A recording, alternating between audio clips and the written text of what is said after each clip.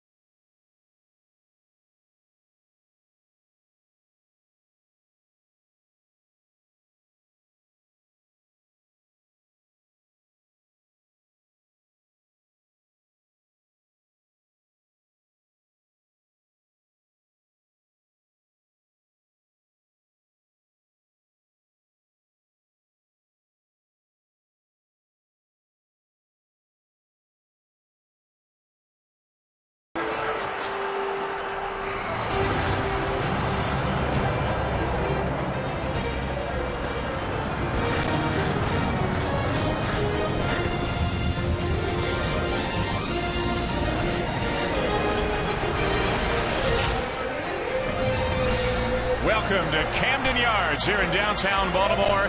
It's the Orioles and the New York Yankees. Chris Davis having an enormous season for the Orioles. Robinson Canó leading an injury-depleted Yankee lineup. The Yankees have lost the first 2 games of this series to Baltimore. The Orioles are in second. The Red Sox won today, beat the Blue Jays. The Rays also won, beat the Tigers. The Yankees currently 6 out in the American League East. Hi, everybody, and welcome to Baltimore. Dan Schulman, John Kruk, Oral Hershiser, Sunday Night Baseball. Chris Davis, if you haven't been following the Orioles closely, is having an incredible season. 30 home runs, and it's not even July. Yeah, and in a game of adjustments, he has made some significant ones coming into this season. 1, he stopped a lot of the movement that got him in trouble with his timing. 2, he's gone to a heavier bat, which he says it slows him up, and it gives his lower half time to get through the baseball.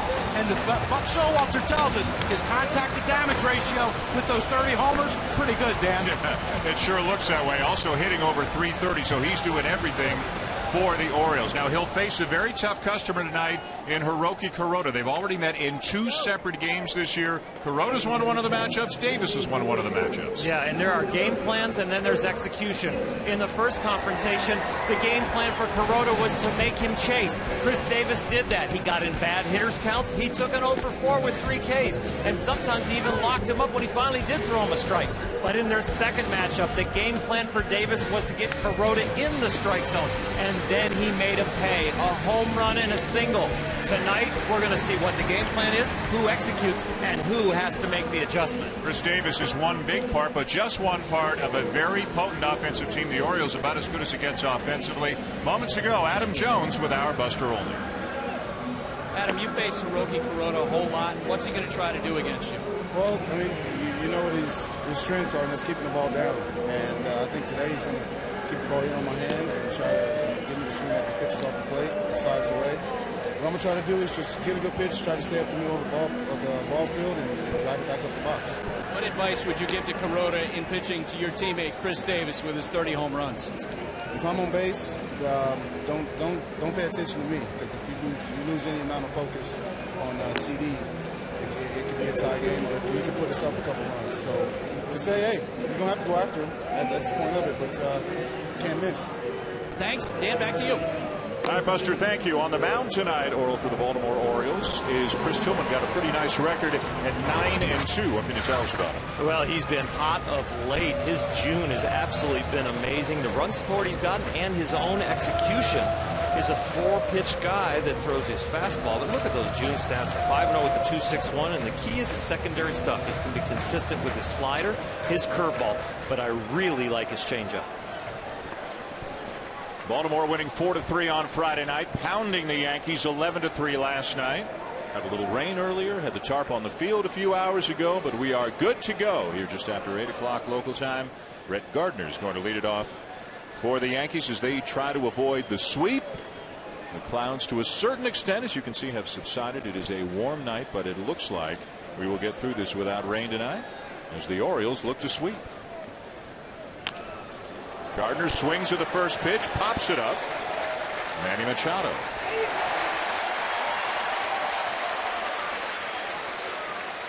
A look at the New York Yankee lineup presented by Taco Bell. A lot of unfamiliar names with the likes of Granderson, Teixeira, Youkilis, A-Rod, Jeter, all out with injuries. Some haven't played, some won't play again. So really you're looking, when you look at these names, Crucky, you can see, no disrespect to the guys who are in there, but many of them would be a AAA if everybody else was healthy. You can see why the Yankees in the month of June have been one of the worst offensive teams in baseball. Yeah, and Dan, with this lineup, too, it's a different approach at the plate. When you watched the game last night, Zach Britton pitching, struggled with his command, but yet he got a lot of quick outs because the Yankee hitters now aren't that grinded out. You know, Derek Jeter take 3 or 4 pitches, foul 4 or 5 off, and get a 9-10 pitch at bat. These guys are more of hackers right now, and they're going up swinging early in the count, as Gardner did with the first pitch of the game. Ichiro sharply hit, diving stop, Flaherty to first in time.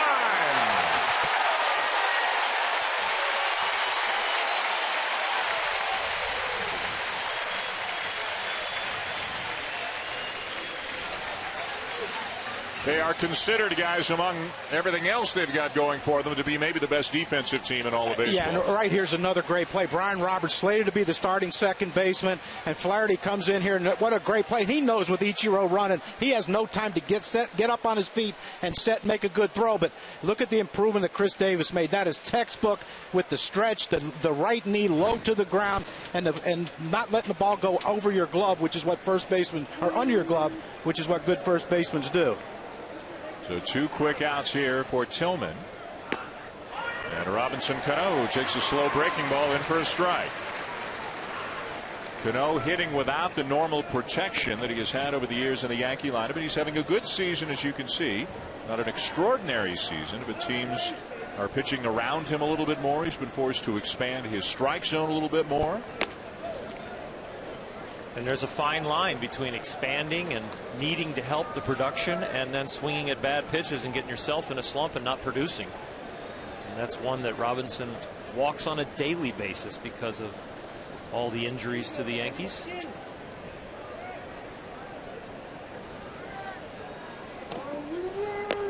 Fastball swung on and missed, 1-2. Tillman on the mound, you're going to see 91 and 94. You're not going to see a lot of movement. It's a straight 4-seam fastball, and then the 3 off-speed pitches, the curve, the slider, and the change. He struggled at home because he's a fly ball pitcher, and this is kind of a bandbox.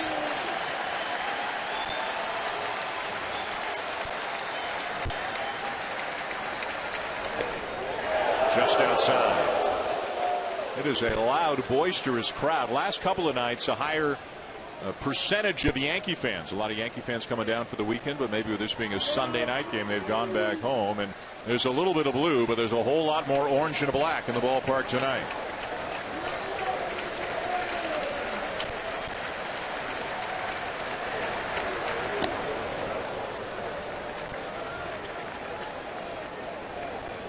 A little anxiety in that breaking pitch, throwing it to Robinson Canó, even with 2 outs and nobody on here in the first. It was completely slipped out of his hand trying to overthrow it.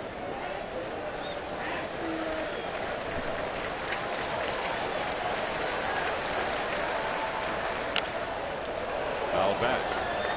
Well, and this is what's the difficult thing if you're Robinson Canó, knowing that you're the guy in the lineup that they're not going to let beat you, is a 3-2 count. Even though Tillman threw a fastball right there and he fouled it off, he has to protect against every pitch. So it's not like he can free swing 3-2, just say, okay, I'm looking fastball and let it loose, because he's liable to get a changeup or a breaking ball here.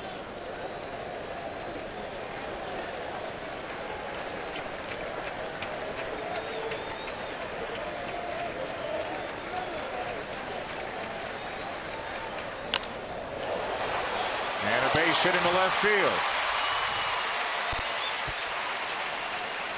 2-out single for Canó and the Yankees here in the top of the first, as we take a look now at Do More. Brought to you by Safeco, and the Yankees desperately need a lot of guys to do more. In the month of June, they have been the second worst offensive team in all of baseball, just over 3 runs per game, only hitting .225 as a team. And some of the guys who were filling in for the injured mainstays, guys like Hafner and Wells, who got off to big starts, they have come back to earth with a thud, and that's really taken the Yankee offense with them. Well, and that was a concern. You know, everyone was praising Brian Cashman for the great moves he made by not, getting these players to come in with all the injuries in spring training. And, now you look and say, okay, now you understand why these guys were available, because, they started to come back to what they've been the last few years. Each one of the old stars that came here to the Yankees, really the age after you get off to a hot start, sometimes the bumps and the grinds of the year start to get into your mechanics and how you feel, and the stats find their own level. And being on a new team early rejuvenates you. After Chase is out of the zone, 1-1.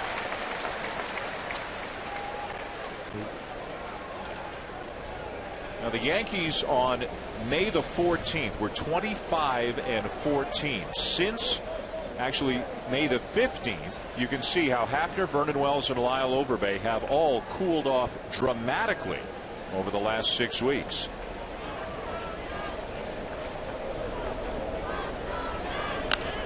Yet because they don't really have options, Hafner and Wells are kind of platooning right now, guys, in the cleanup spot for the New York Yankees. Well, that's why Robinson Canó has 36 walks, 10 intentional, because, like you said, you'll take that. You know, if he's going to get a hit, a single to left, you'll give him that all the time if instead of letting him hit it out of the ballpark, because you have a feeling you have a great chance of getting the fourth hitter out.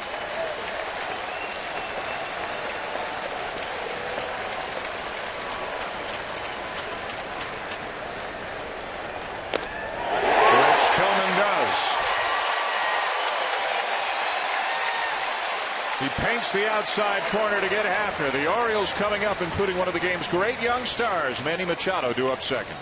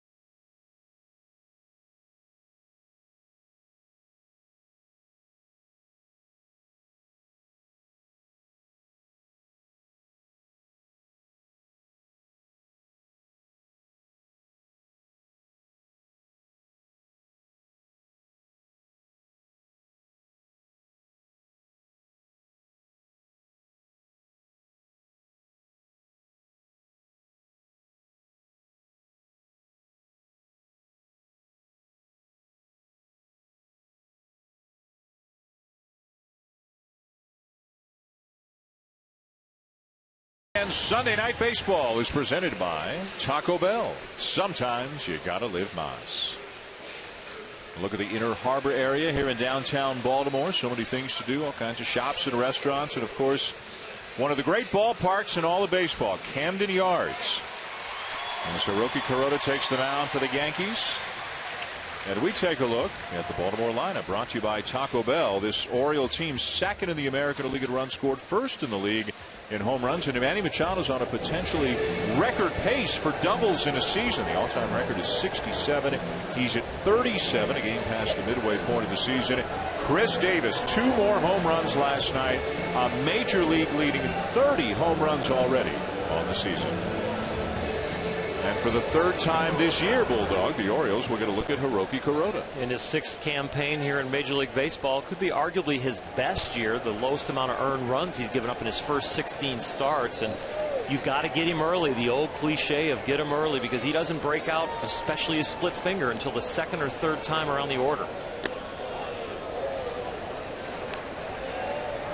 And you see how his first time through the order, 282. That's mainly against his fastball and his slider and a little bit of his curve. And then as he gets into the game, he saves the split finger to really get guys out in the crucial times.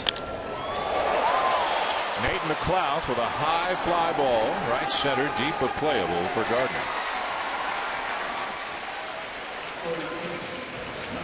It's a pitch right there. McLeod looked like he just got it off the end of the bat a little bit to get that in the ballpark. Well, so he's trying to give the Orioles a quick 1-0 lead. And a big ovation for Manny Machado. Just 20 years of age, turns 21 on Saturday.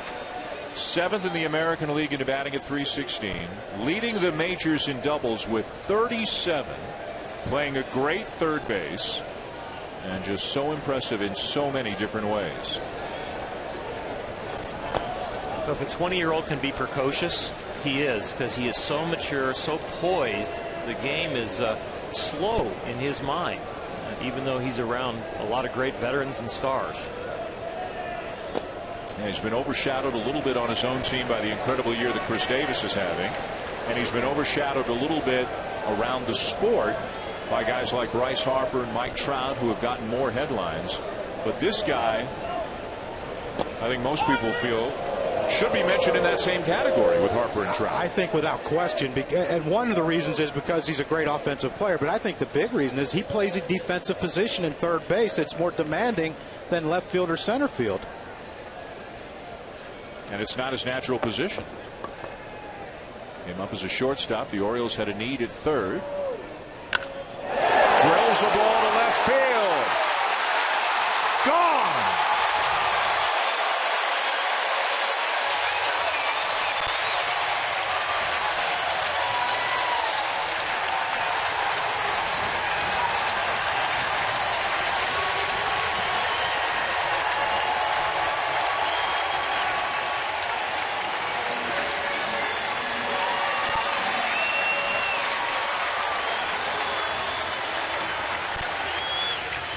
When you see a swing like that, you think one day a lot of those doubles guys are going to turn into home runs for Manny Machado.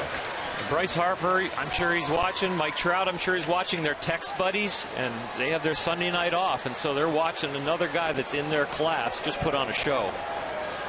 Number 6 on the season for Machado.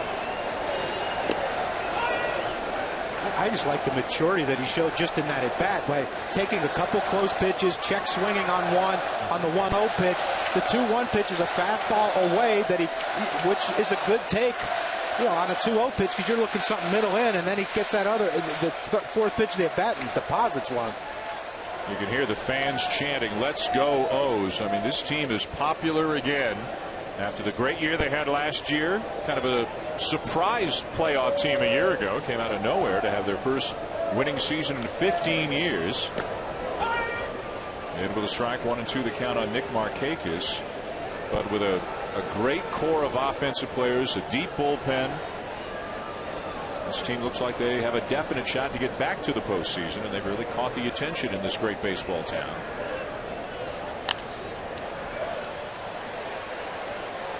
For many years, as the team continued to lose, the crowds went down and down in spite of this being a beautiful ballpark, but they've come back out of the woodwork, guys, to support this team now. Yeah, and Buck Showalter has a lot to do with that, but the talent that's out there, to me, has more to do with, all the thing you're going to do is see Buck is maybe the top of his head when he's in the dugout.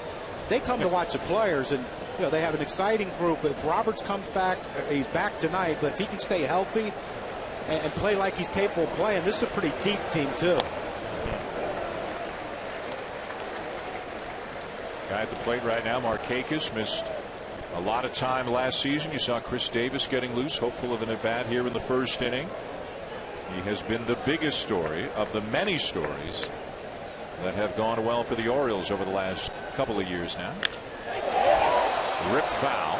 And it's really weird to have a guy hitting .330 with 30 home runs this point in the season, and you're having to wait so long to see him come to the plate. Hitting fifth, yeah. Usually you have him guaranteed to come to the plate in the first inning, or maybe if they go up 3 down, he's going to lead off the second inning. But Buck has him there, and that fifth hole feels like he's very comfortable there and doesn't want to move him, and he likes the way the rest of the lineup plays out. Likes the left-right aspect that they've got through much of their lineup. So Markakis hitting third tonight, McLouth leading off. Never did ask Buck why he wore the long sleeves and the jacket when it's so hot and muggy, but sadly when you look back in, look at his bench coach John Russell. He's got the long sleeves on too. Buck's dragging him along with him.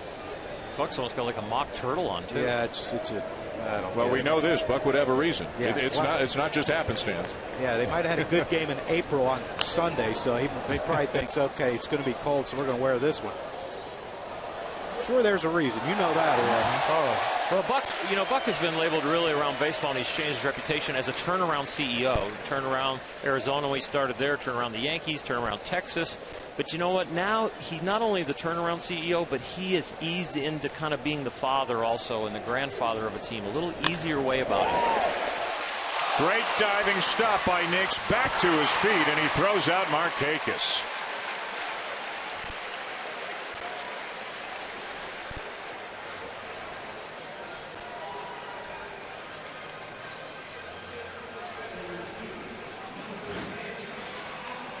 You see Nix right there, and that's just an unbelievable play. And the fact that he knew that ball was hit so hard, he had a chance to get up and throw Markakis out. But that's showing a lot of range. Markakis hit a couple balls up the middle in yesterday's game. kind of shade him a little bit that way, and that's just an unbelievable dive and get up and throw. Because you're coming up in that ball with dirt on your hand because his throwing hand was dragging on the ground. You come up with those little pebbles in your hand. Sometimes it's hard to get a good grip. But Corona's not fooling anyone yet, Oral. No, he's not. And keeping the ball up a little bit. He's made some mistakes with his breaking ball. And Machado deposited in the left field bleachers.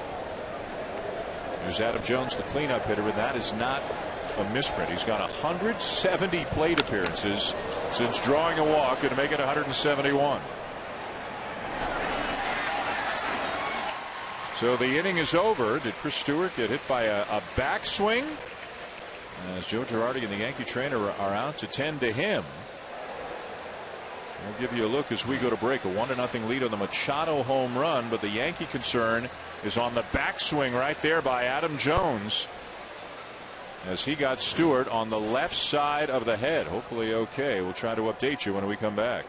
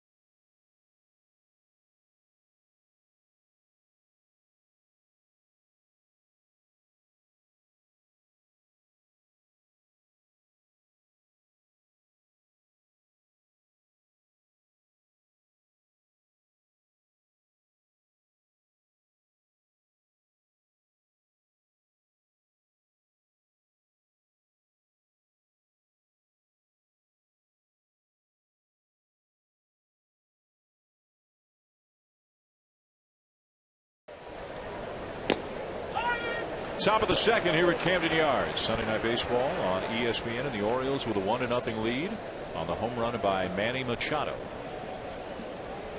This is Zoilo Almonte, the left fielder for the Yankees. And he hits a shot past a diving Davis at a right field, a base hit. Almonte was called up a couple of weeks ago by the Yankees, started 7 for 12, then went 2 for 17 before that base hit right there. I think that tells you the desperation the Yankees are trying to get offenses. He's hitting 5th in this lineup. Yeah. Usually a young kid who comes up and he has some success, then starts struggling. You like to maybe move him down the bottom of the lineup, especially in the American League where the pitcher doesn't hit, so you don't have to worry about him hitting 8th in front of a pitcher. But in this situation, he has to bat 5th on this team. There's Lyle Overbay, the first baseman, number 6 hitter. Infielders play him to pull. Machado's way off the line at third. Overbay looked like he had lost his job when Mark Teixeira came back, but that wrist injury for Teixeira never fully healed. He just played for a few games, 15 games it was, and wasn't able to really get the job done, wasn't able to hit because the wrist just isn't right. So He's back out, needs surgery, gone for the season. So Overbay's back as the starting first baseman now for the Yankees. Youkilis is out indefinitely, and A-Rod and Jeter, well, you just don't know. Maybe after the All-Star break, but there's no date that's been set for their return. Granderson also out.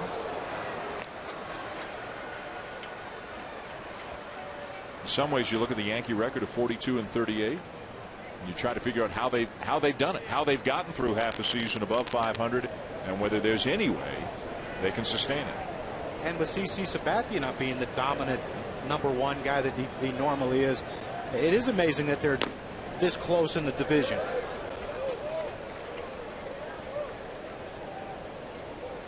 Sabathia no hit the Orioles for 5 innings on Friday night, but Baltimore came back and beat him 4-3. Nate McLouth hitting a home run in the 7th that stood up as the game winner as the Orioles took the opening game of the series, and they won easily last night. Swing and a miss, 1-2. Tillman is just beating Overbay to the spot right now. He swung through a first pitch fastball, and he beat him with a fastball in right there.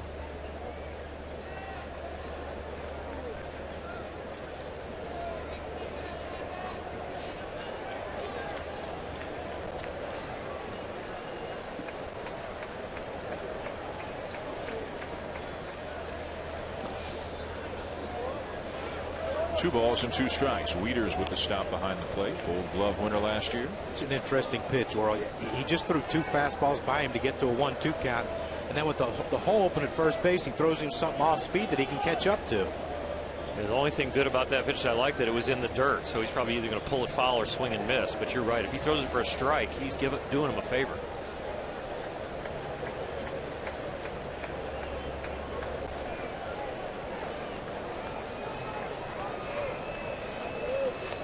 Almonte's got a couple of steals since coming up to the big league, so a threat to go, especially you would think if it gets to 3-2.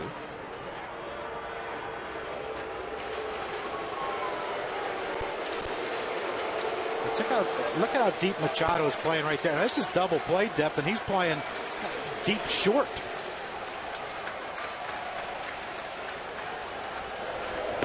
Swing and a miss for out number 1.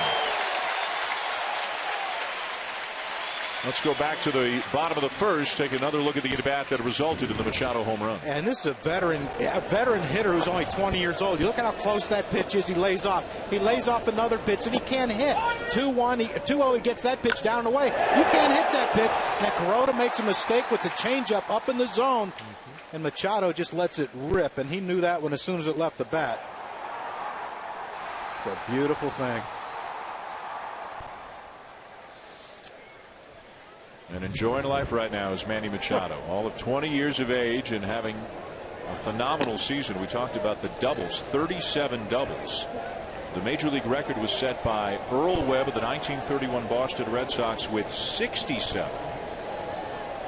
Now, a lot can happen in the second half of the year, but right now Machado is on pace to break that. Others have been recently, every now and again through the first half of the season or so, but then their pace has tailed off a little bit. Here's Jason Nix as Almonte draws a throw, and we send it down to Buster.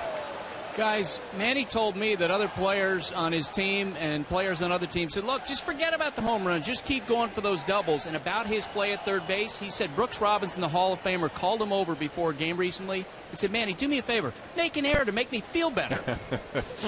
That's pretty good, huh? When Brooks Robinson tells you he likes your play at third base. Nix with a fly ball deep left. Room shy of the track for McLouth. 2 down. Almonte back to first.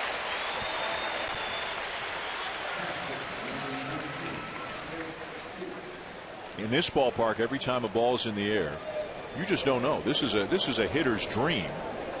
Only 364 to left center, and there are those who dispute that. There's a story that a couple of pitchers measured years ago, walked out there, and it was really about 350. Short porch to right at 318, albeit over the elevated scoreboard, but this sure has the feel of a hitter's paradise. Here's Chris Stewart. Okay, after getting that Adam Jones backswing on the left side of the head last half inning. Well, so far. The thing could pop up. You never know with those getting hit in the head. I was just glad I was left-handed. I'm sure they'd throw me behind the plate when I was young with this build.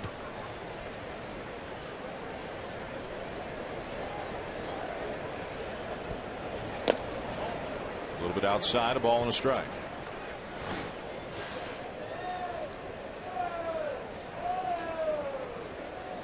That got him hard. Why they wear the helmet underneath the catcher's mask.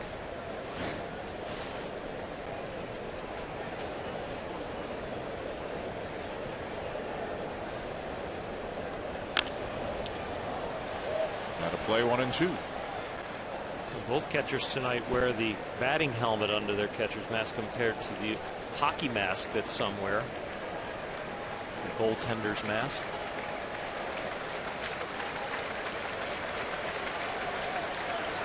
Early on, the goaltender's mask was preferred because the weight sat on the center of your head and it didn't kind of pull the front of your face and you would get as tired. But now they make that mask so light, the regular catcher's mask.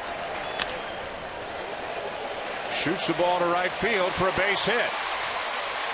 Almonte around to third. Big turn by Stewart with back to first, and the Yankees have men on the corners with 2 down.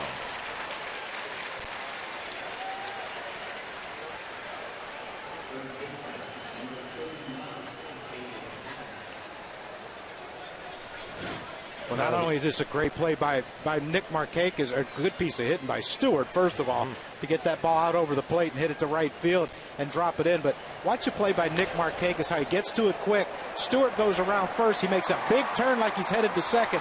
Markakis makes a good throw, but look at J.J. Hardy, how he backs up to get the long hop. A lot of guys try to catch that short hop. Machado had to hold third because the runner was going to third, and Almonte, and if that ball gets past Hardy, the Yankees can score a run on an error. And you know, J.J. Hardy heads up play, and that's why he's a Gold Glover. So first and third, 2 down for third baseman David Adams, hitting 190 on the season. Again, a guy not expected to be in the big leagues, but for the injuries to both Alex Rodriguez and Kevin Youkilis. Adams is hitting just 130 in the month of June. And Yankee third basemen as a group are 0 for their last 24. There are many positions where the Yankees desperately need more offense than they're getting, but maybe third base is number 1.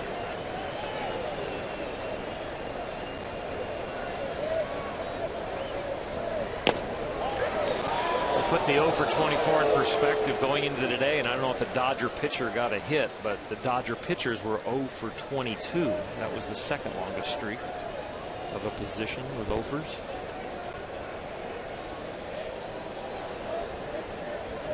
And so, as it often does, it all in one way or another leads back to A-Rod and all kinds of things going on this past week. We'll delve into them as time allows over the course of the telecast tonight. Curveball stays high. 2 balls and a strike to Adams.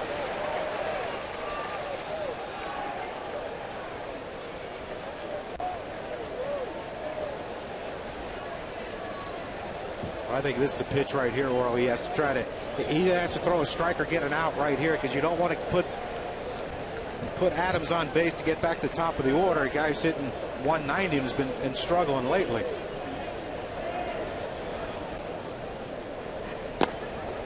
Three and 1. If he loses him, back to the top of the order, and Brett Gardner would come up with the bases loaded. Normally in this situation, the runner on first would probably be going, but I think you got to hold him, because if he makes an out, or if he gets thrown out at second, the last thing you want is Adams to lead off the third inning. You know, let Gardner lead off the inning, and then hold Stewart at first base right here.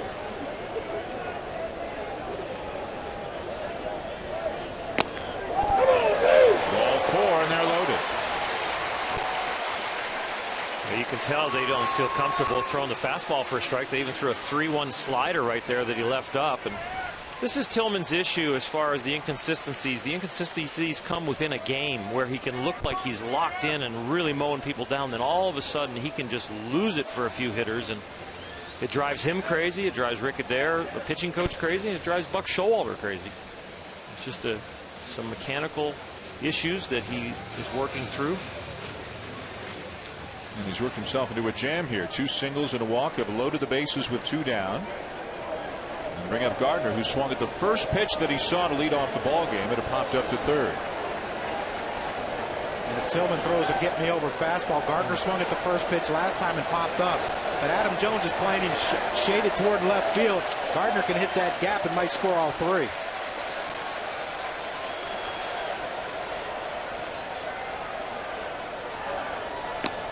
Starts him off speed, but he misses high with a curveball.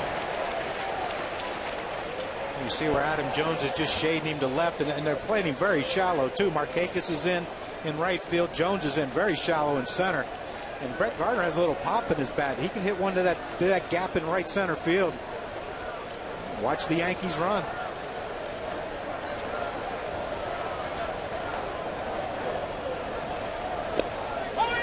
On the corner, 1-1. Gardner didn't like the call. Well, they're trying to back him into a fastball count. He got a fastball in a place where he did not want it, low and away. This is a well executed pitch in a 1-0 count. But the Yankee hitters know right now that Tillman does not have his curveball for a strike and doesn't really have a good slider, so they can back him into a fastball.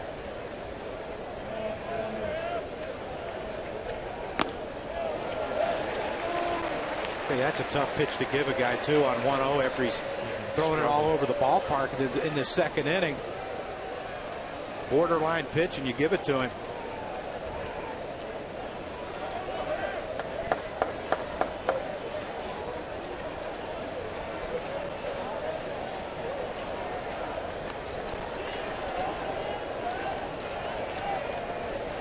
Matt Wieters is very good at guiding this Oriole pitching staff, and he's not afraid to take risks, especially early in the game. And he knows he doesn't have a breaking ball, but he still may force him to throw it.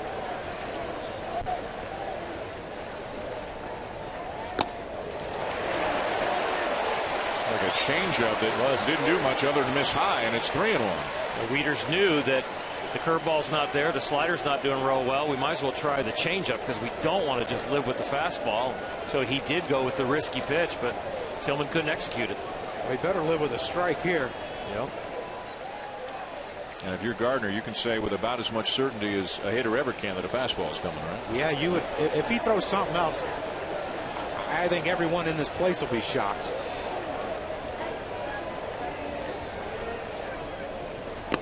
It is a fastball, and it's there for a strike. But this is the beauty of it. 3-1, you can take a pitch like that because you know 3-2, he has to come back with it because, like Oro said, he can't command any of his other pitches right now.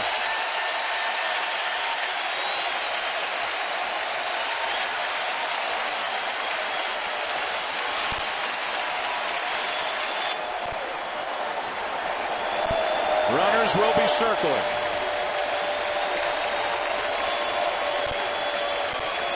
3-2 pitch. Missed inside, and he walked in a run.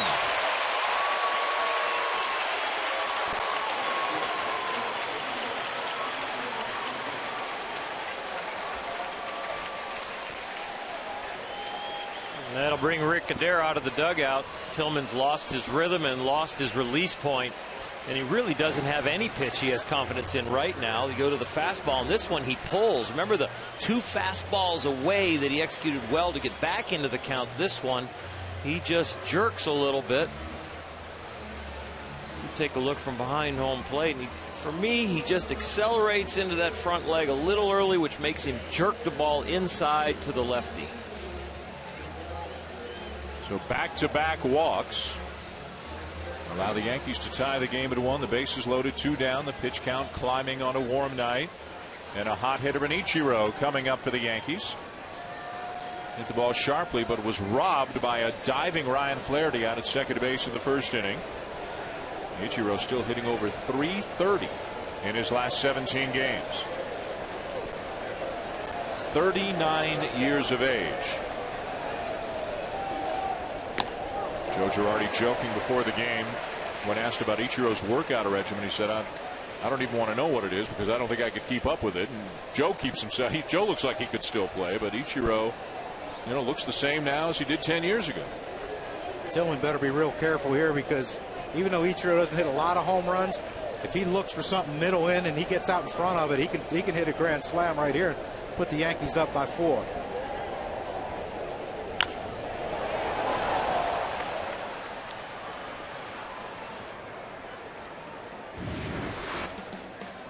As Crucky says, every now and again he'll cheat, he'll guess, he'll start it early, and he'll try to pull it, and he can do it.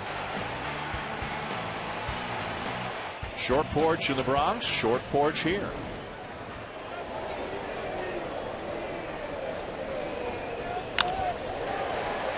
And Tillman staying away from him more with the fastball. It's the only pitch that he really has confidence in executing is the fastball away to left-handers. The changeup he's left up. Curveball he can't even get out of his hand early enough, and it just hangs up by the hitter's head. And the slider he's been throwing almost right down the middle with very little break. He's got a shot right now to go to one of the secondary pitches as he can bounce it in a 1-2 count.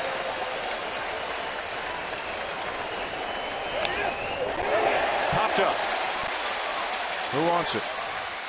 Hardy. Inning over. A run in, bases left loaded, and the Major League home run leader will lead it off for the Orioles when we come back.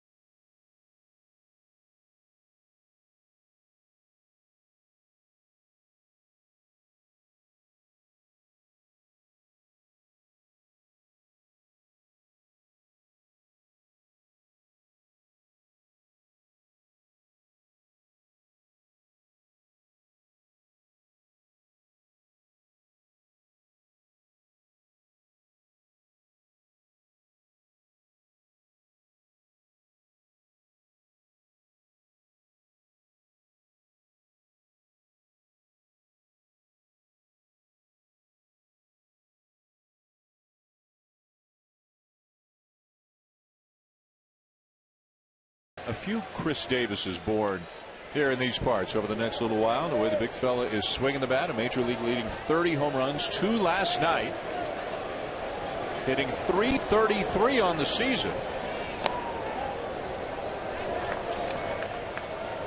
And the first player ever with 30 or more home runs, 25 or more doubles by the end of June. Ever's a pretty exclusive category.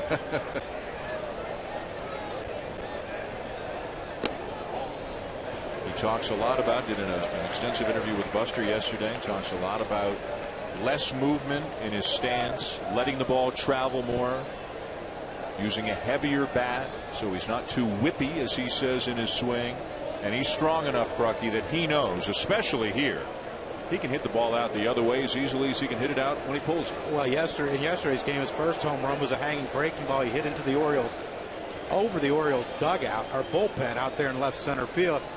And then he got another one. He pulls it to right field. Yeah, Dan.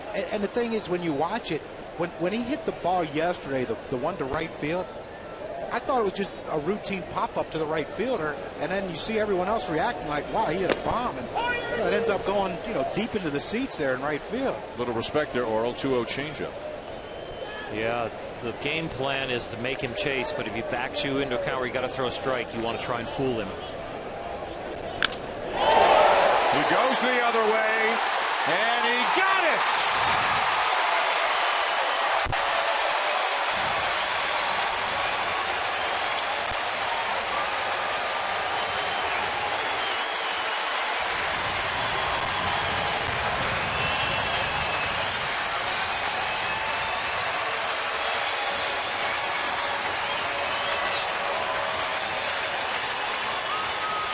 Some kind of roll, huh?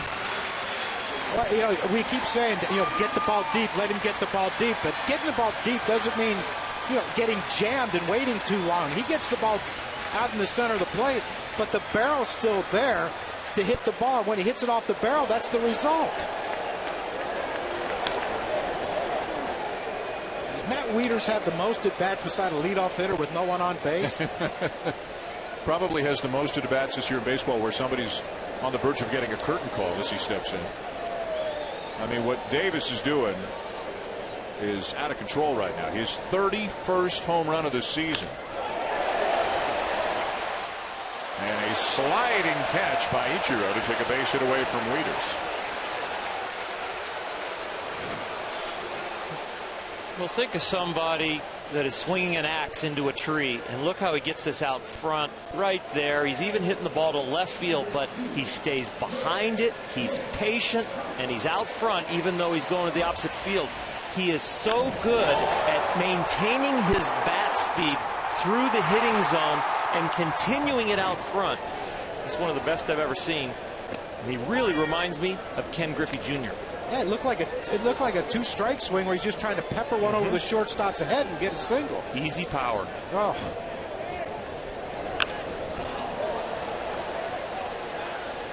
Hardy pops one up out of play. It's really a majestic swing right now. He is so locked in. There's no excess movement. And there's no wasted movement in the swing, and there's no overexertion. And I think the key is, you can talk about the heavier bat, the using his legs. The balance is impeccable. His balance on that swing was as good as it gets. And again, taking advantage of his ability and strength to hit the ball the other way. As we mentioned, it's only 364 to left center, and some say it's not even that. He'd be the first to tell you the ballpark is his friend. But give him credit for honing that swing and for hitting the ball to the opposite field as well as he pulls it. He can do both. You think back to when Ryan Howard was at his peak 4, 5, 6 years ago, again taking advantage of a good hitter's park, but Ryan Howard seemed to hit more home runs the other way than pull home runs back in those days.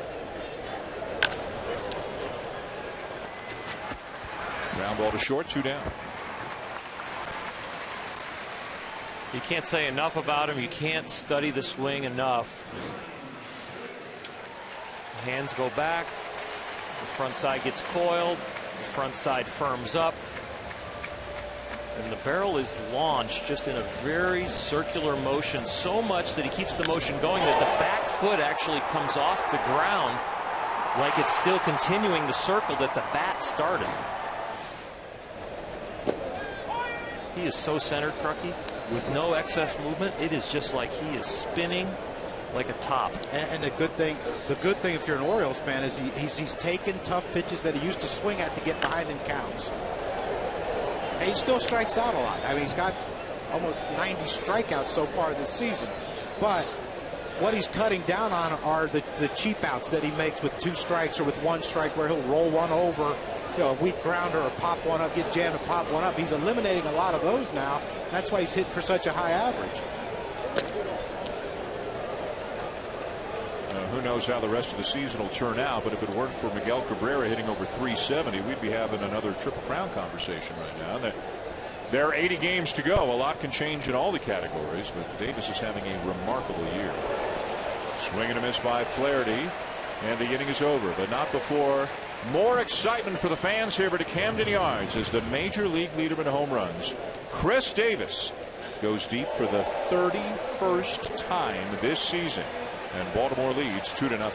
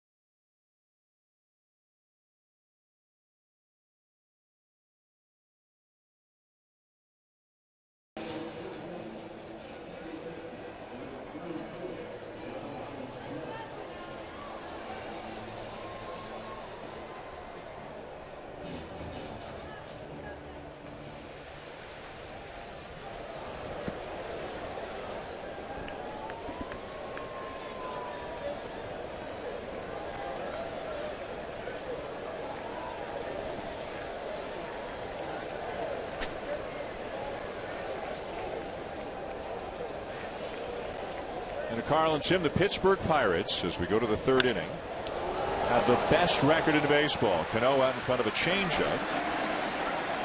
And it's a high fly ball to right for out number 1. The Pirates have now won 9 in a row and have the best record in the sport. They're now 2 games up on St. Louis. The Cardinals lost today to Oakland, and the Reds are struggling lately. They're now 5.5 back.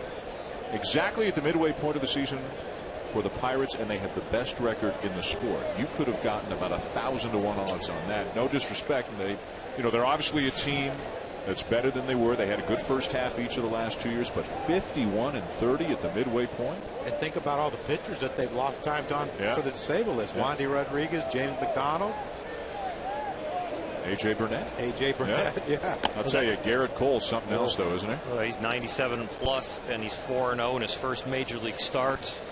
The #1 draft pick, first pick overall, that has really panned out for Pittsburgh.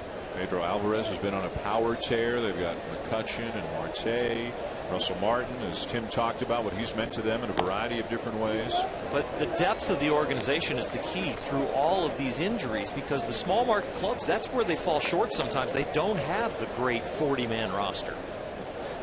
And you look and you wonder, can all 3 of these teams make the playoffs? Can both wild card teams come out of the Central?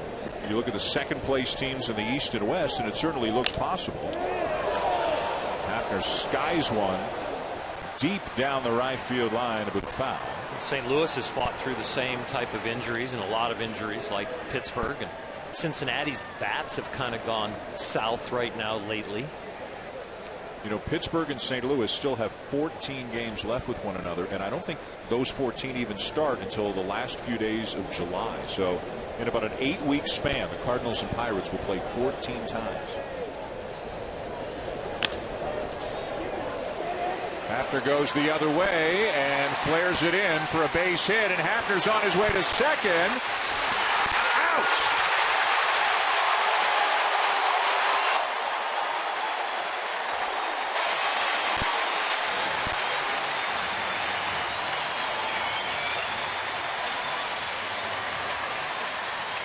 Well, this is one of the things about this team, about the Baltimore Orioles, that makes them a contending team to go all the way, is because they play great defense. Nate McLeod hustled after that ball. Look at the throw, though. A great one-hop throw to Flaherty.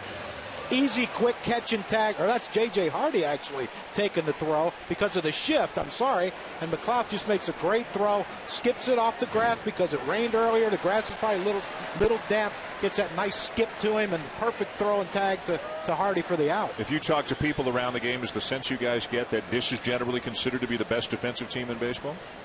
I think it is. And you know what, Nate McLeod, not only do the wheels play on the bases as a leadoff hitter, but the wheels played there in the outfield, because how many left fielders can get there that quick? And then the key, like John said, to throw that accurately. They had 3 Gold Glove winners last year, and you talk about strength up the middle. Jones in center, Hardy at short, Wieters behind the plate. There are those who feel that maybe Manny Machado, even this soon in his career, should possibly be considered for a Gold Glove at third base. Markakis has won one. McLeod has won one. Beltre and Longoria are going to be in the equation at third. And I don't think people understand the importance of corner outfield play. You saw McLeod keep the ball, keep Hafner off the second base. You know, if Hafner doesn't go to second, you still keep the double play in order because he got to it quick. Markakis the same thing in the second inning. On the ball hit by Stewart, he kept Stewart at first base to keep the force out of second. That's invaluable when your pitching staff, starting staff especially, is not great. You keep the double play in order as much as these corner outfielders can. You can get out 2 outs with 1 pitch. Inning over.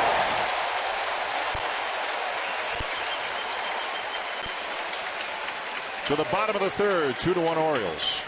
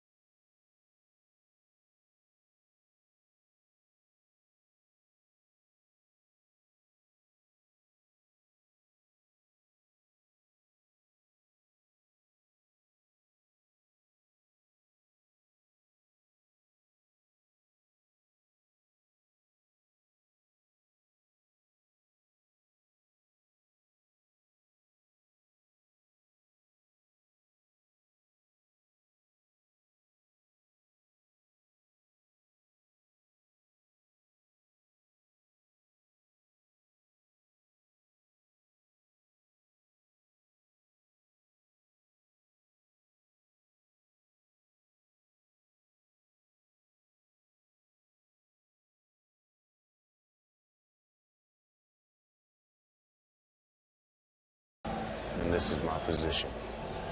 I tell kids all the time, pick up a glove, pick up a bag, play as many games as you can. You have an opportunity of a lifetime. My mom, she wanted me to maximize my opportunities. That gave me a sense of confidence, you know, at such a young age of 17, and I just ran with it. Me sticking with baseball, it was the right opportunity. Today we announced that Adam Jones will be a Baltimore Oriole, we hope, for his whole life. Hit the deep left. Fight that baby. Bye-bye. Mr. Jones.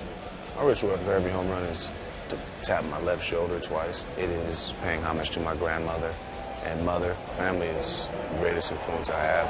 They make me who I am.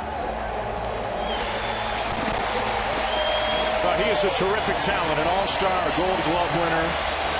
Never came over in that trade from Seattle. The 5-for-1 deal for Eric Bedard a few years back.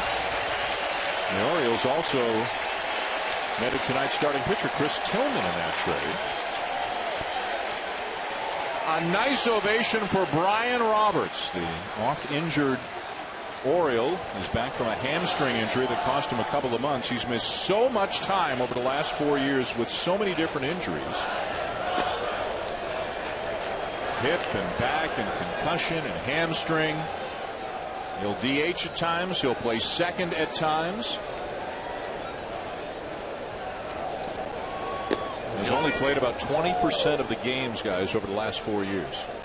Just getting back in there. Buck Showalter easing him in the DH role, but on Tuesday when they play, he'll be at second base.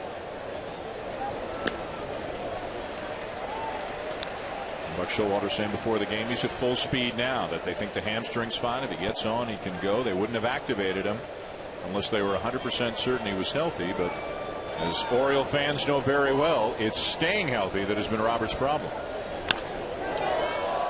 Out of play, 2-2. Well, being the switch hitter, he can get a rest day at DH and put Flaherty at second when they face a right-handed starter. But against left-handed starters, he's going to be the second baseman for sure, and that's what they're going to be up against starting Tuesday. So Buck having him DH now, and he'll be in the field.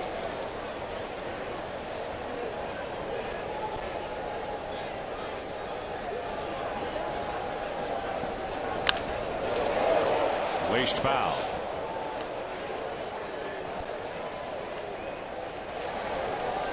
Now you think about what it could mean if Roberts can stay healthy and play like the player he was a few years ago. Ryan Flaherty would get some DH time, but again, just another option, lengthens the lineup even more, because they have not been getting a lot of production at the DH spot.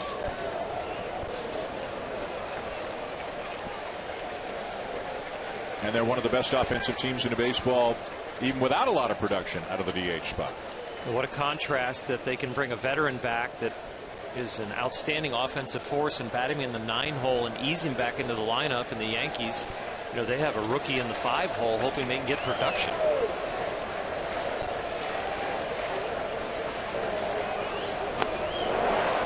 And he chases to strike out. You don't see big league split finger fastballs in rehab, and that's what you come up to the big leagues. And John, you could speak of it compared to the at bats you get in batting practice and then rehab, seeing a pitch like this. Yeah, well, and it's a very smart pitch by Kuroda because he's hooked everything foul. His fastball, he was hooking foul. That tells you he doesn't have his timing, tells you he's ahead of the fastball. And when you're ahead of the fastball and you're hooking it foul, there's a pretty good chance you're not going to be able to stay back on something off speed. Second strikeout of the night for Kuroda, and back to the top of the order now for Nate McLouth, who had a fly ball to center field his first time up. Hits a fly ball to right field. Ichiro turns and watches it go. Off the railing, up above the scoreboard, the third home run of the game already for the Orioles.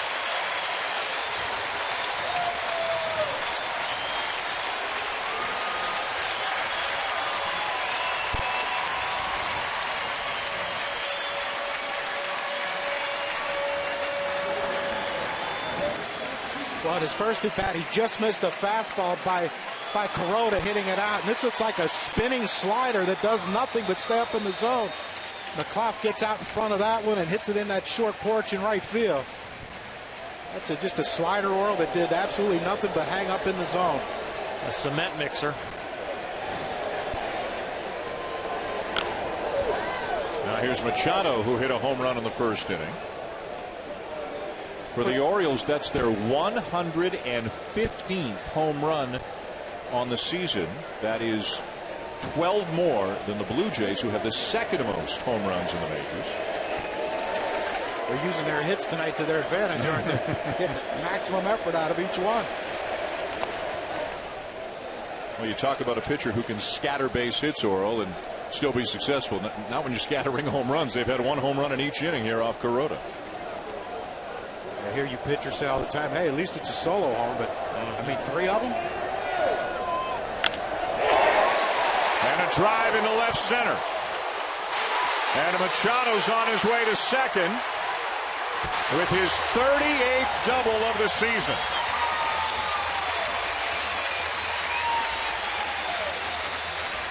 It's a great piece of hitting right here. He hits this hard enough to be a home run, but he just happens to hit this one on the line. And he gets another pitch up in the zone, and he doesn't try to do too much with it. He just stays down and through, closes the front side, the hands go back, he lands softly, stays behind it, and drives it right up the middle. You know, the guy that doesn't get a lot of credit with the Baltimore Orioles for this great offense and the great approach that their hitters are now having is Jim Presley, their hitting coach. You know, Buck gets a lot of credit for the turnaround as a manager. But Jim Presley has done an amazing job with these hitters and their consistent approach on a daily basis and what he teaches as a hitting coach. Kevin Long on the other side for the Yankees gets a lot of credit, but Presley, his reputation is really growing. He's got most of the hitters starting open and then moving to neutral, closing their front hip and their front foot and their front shoulder, compared to starting square and then maybe leaking. And you'll see that in a lot of the hitters where they start slightly open. Here's Nick Markakis, and as you can see, slightly open, right foot just a little bit back as he fouls it off out of play.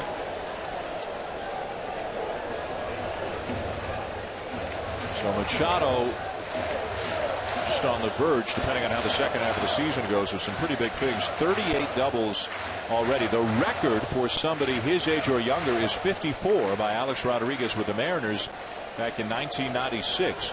He's at 38 now, and the three highest totals, the third highest total is 44, and Machado's got 80 more games. And Machado would love to break Alex's record, because that's really his #1 hero in baseball, a guy he worked out with that has impacted his life in a big way. And Manny owes a debt of gratitude to Alex for all of his help.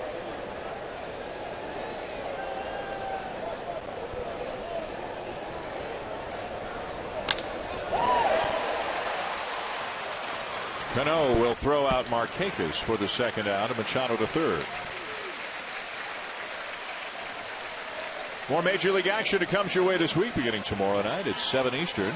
It'll be the Giants who picked up a much-needed win against Colorado today, traveling to Cincinnati to take on the Reds. Monday Night Baseball presented by USAA. The Diamondbacks, just swept by Atlanta, will be in New York against the Mets. Wednesday Night Baseball brought to you by T-Mobile. And then 1 week from tonight, we will be in Anaheim as the Red Sox take on the Angels. Sunday Night Baseball presented by Taco Bell. Chris Davis, who has already homered tonight, on deck, hopeful of an at-bat this inning if Adam Jones can keep the inning going. By the way, that Wednesday game, the Mets game that you'll see here on ESPN, Matt Harvey is the scheduled pitcher for the Mets. There's a shot down to third, speared on a hop by Adams, and he'll throw out Jones to end the inning. But another inning and another home run, this time by Nate McLeod. 3-1 Baltimore.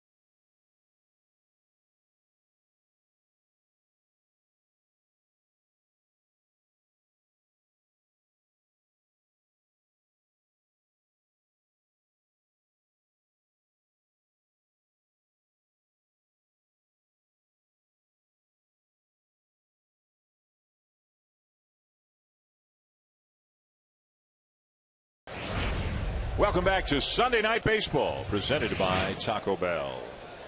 The aquarium, one of the big attractions here in the Inner Harbor section of Baltimore, as we go to the 4th inning with the Orioles on the strength of 3 solo home runs, leading the Yankees 3-1. Baltimore trying to sweep the series and to keep pace with the Red Sox, who defeated the Blue Jays 5-4 earlier today. Interesting game up at Fenway, where the Blue Jays tied it in the top of the 9th. Jose Bautista homered off Koji Uehara, and then the Red Sox won it on an error in the bottom of the 9th. Josh Tolley was at first base for Toronto after Adam Lind had left with back stiffness and misplayed a ball, allowing the winning run to score. So Boston taking 3 out of 4 in that series, and that's the team that Baltimore is trying to chase down atop the American League East.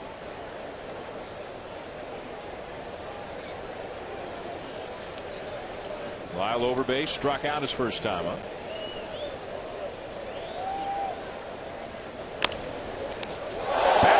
Stop, and a dandy by Tillman for the out. Well, he saw it was a comebacker. He was going to go behind him, and there was a little hesitation. He said, you know what? I think I can put my glove there and catch this one. Something when you do during batting practice, goofing off when you're shagging, but rarely does it happen in a game. You see the gloves on his left side, and as he reads it, he goes, you know what? Right about, I can get that. Good defense is contagious. Well, it's a good thing he did, because J.J. Hardy was playing up the middle with the shift on Overbay. If that ball deflects off his glove and goes past him, you get a cheap infield single, or not a cheap infield. No, never had a cheap hit.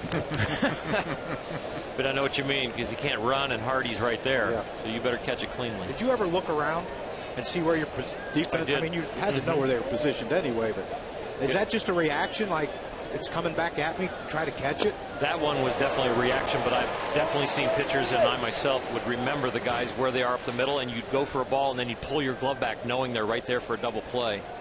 But yeah, he should have known his shortstop was there. Maybe he wanted to just be a web gem. I don't know. Well, consciously you might know your shortstop's there. Subconsciously, when that ball's coming back to you, you just kind of give into it. Swing and a miss by Nix, and the count is 1-2. I'll go with trying to be a web gem and get on baseball tonight. He's got some competition from his own teammates in this game already, with Ryan Flaherty making a great play. Nate McLeod throwing out a runner at second. David Adams has made a very good play for the Yankees tonight. Ichiro made a nice play on the line drive to right. 2 down. Throws him with a curveball.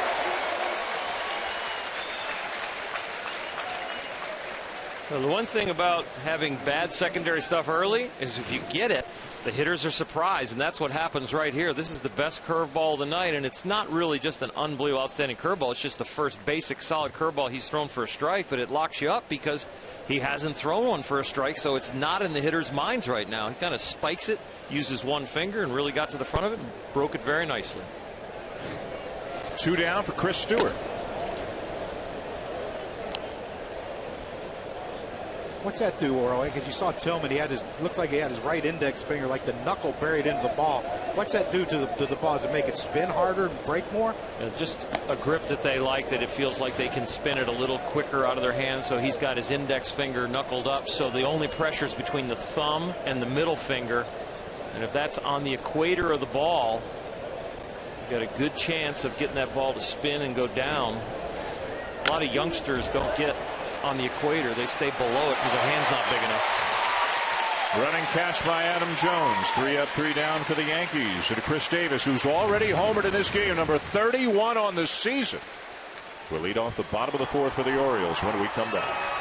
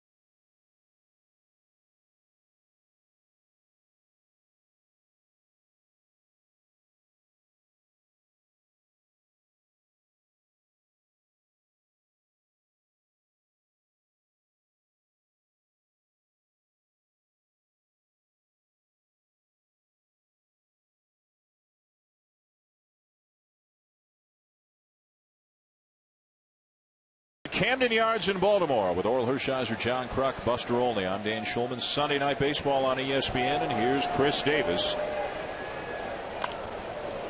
He homered his first time up tonight. Took it the other way off Hiroki Kuroda for his 31st of the season.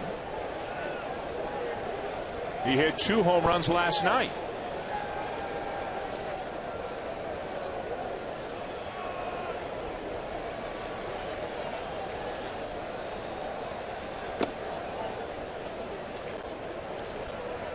Last year he hit 33 home runs.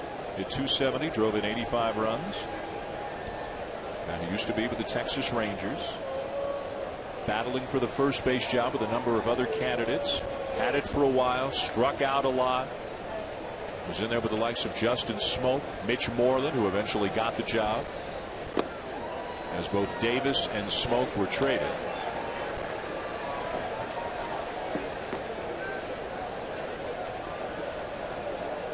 And you can see how rare it is for somebody to have this many home runs at this point of the season.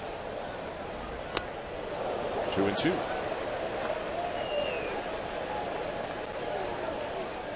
And he's drawing a crowd wherever he goes.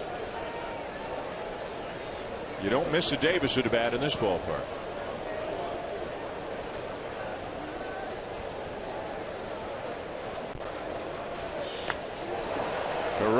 Kuroda wins this battle. Back-to-back splitters or the last 2 pitches.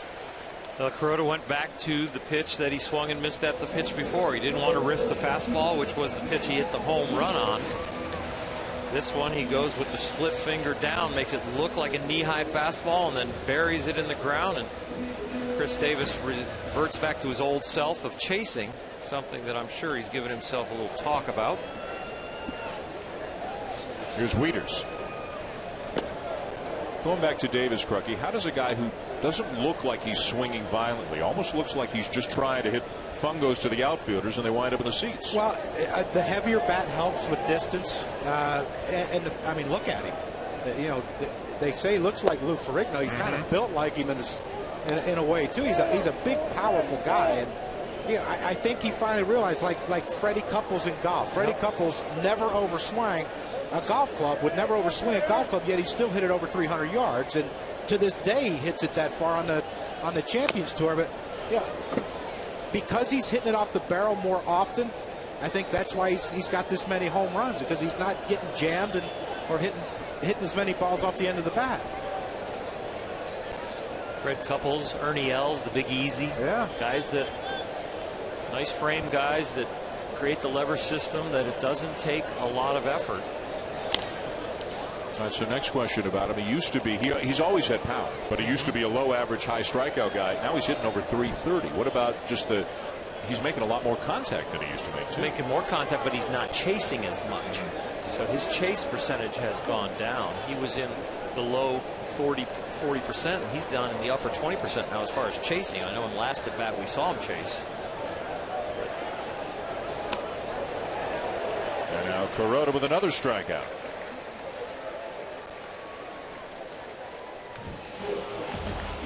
Chris Davis, 93-mile-an-hour pitches. It's exiting at 109, and it's just easy power, staying behind the ball, rotating the hips, and then just dropping that bat head. Remember, he's using a bat that's not balanced. He's using a bat that has a lot of weight at the end, at the head, so it feels more like an axe to him than a very level, consistent bat. And you were telling us, Crucky, that in the minors you kind of get what you get, but in the majors he found the bat he wanted, and that's been part of the reason for the improvement. Yeah, it's a Jim Thome model, a little thinner in the handle, but a bigger head of the bat, which the weight then, of course, is in the head of the bat, which means, like Oral said, when you drop the head, you're dropping the heaviest part of the bat on the baseball. Yeah, it's in the minor leagues. I can only speak from when I played. We had 3 bats: the S2, the M110, and the R161. So you had a skinny handle bat, a medium handle bat, and a thicker handle bat, and that's, you pick one of the three, and if you break them, you bring them back, and they give you another one. 2-1 to Hardy.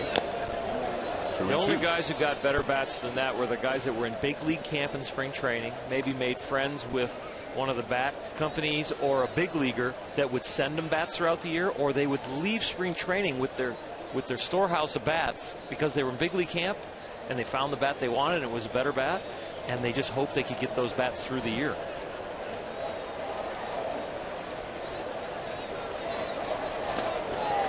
And Kuroda strikes out the side. That splitter's really working right now. End of 4 in Baltimore, 3-1 Orioles.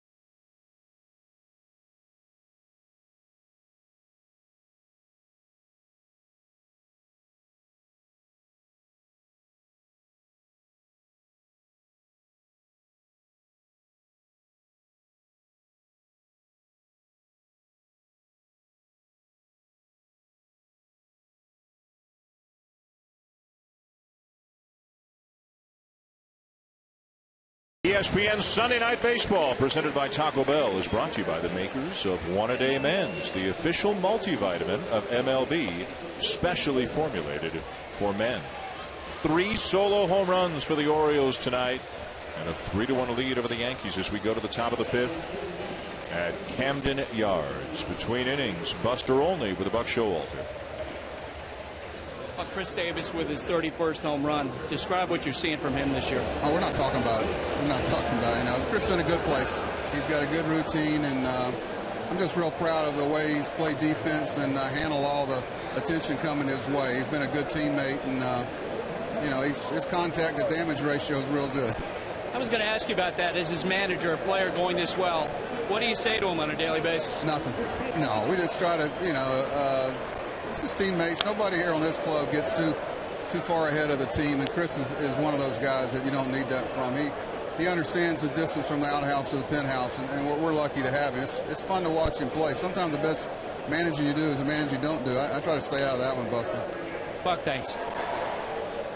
And you can just see how relaxed Buck Showalter is in Oral. You worked with Buck Showalter. You were his pitching coach in Texas, so you can speak firsthand. I mean, obviously the X and O's, the strategy, that was always as good as it gets in baseball, but both of you guys know him well, and you both can speak to how much more relaxed he is. He gives the players a lot more rope, and what a loose, fun clubhouse they have. He's done an outstanding job here, and the lessons he's learned over the years from all the different places he's stopped, I think this is the best managing he's ever been, and it's probably the best people skills he's had with his players from over the years. He's always been a genius, known his guys inside and out, but I think now he's really into putting them into the correct mindset and the right situation, and sometimes that's, like he said, leaving them alone.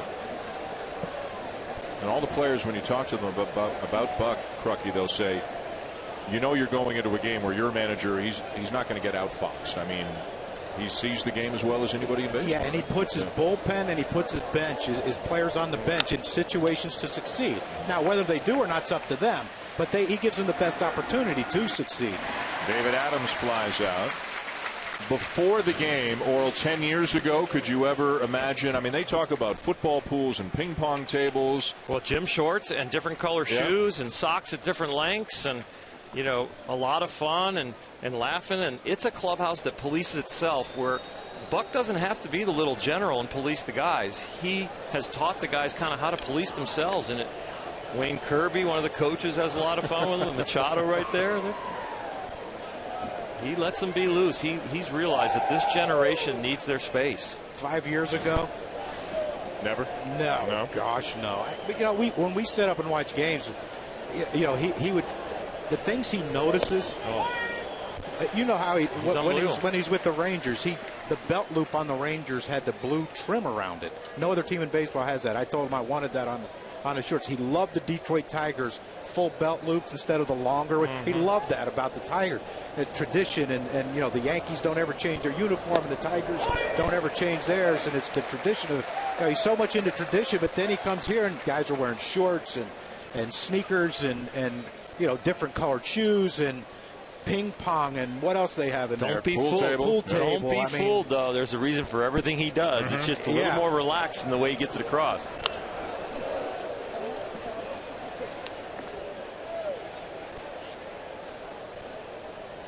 And this is an Olympic ping pong table they're playing over there on. That's like a $3,000 table. Well, I think if they pool their money, they could afford it. That's just my guess. But the pool table,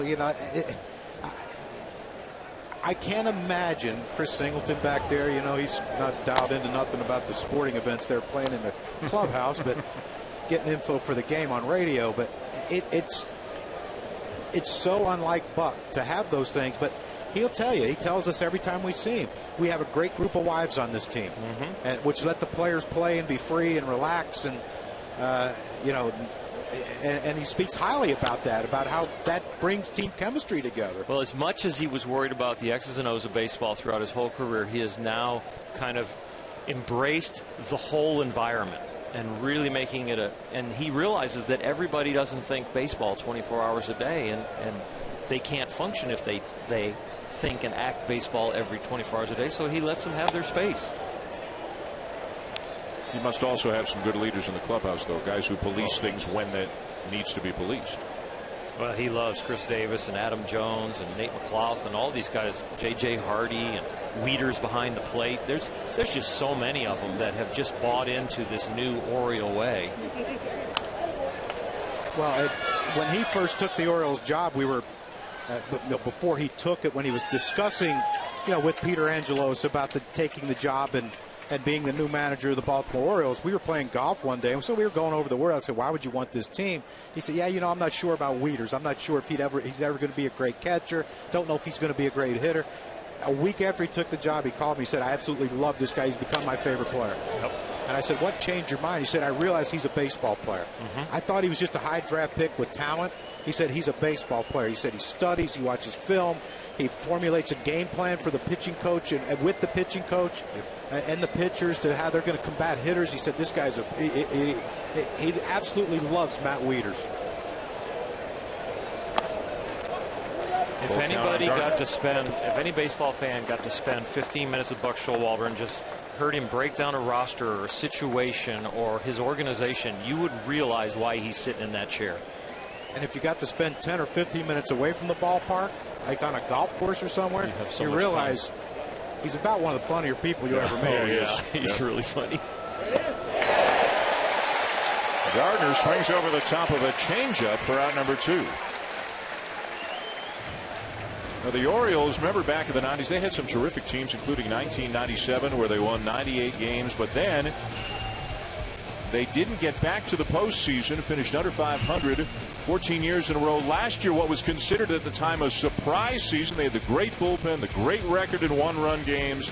They make the postseason, and now here they are again, looking like a contender for a postseason spot again here in 2013. Second in the American League East right now. 3 games back of the Red Sox. 3 up, 3 down. Go the Yankees in the 5th.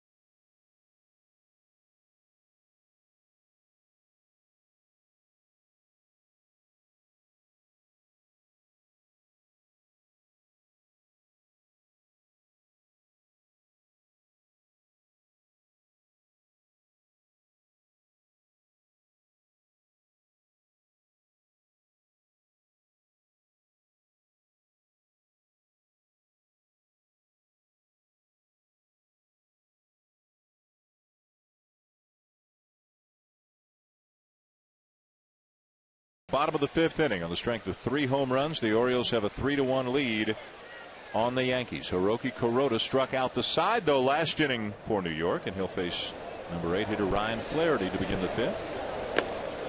Flaherty comes in on an 8-game hitting streak, and he's hit 4 home runs in those 8 games. 4 of the 6 he's got on the season.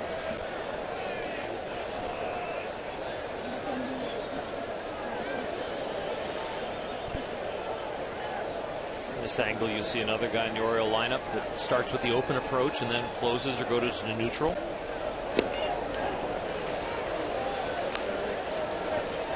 Well, Kuroda's really got it working now.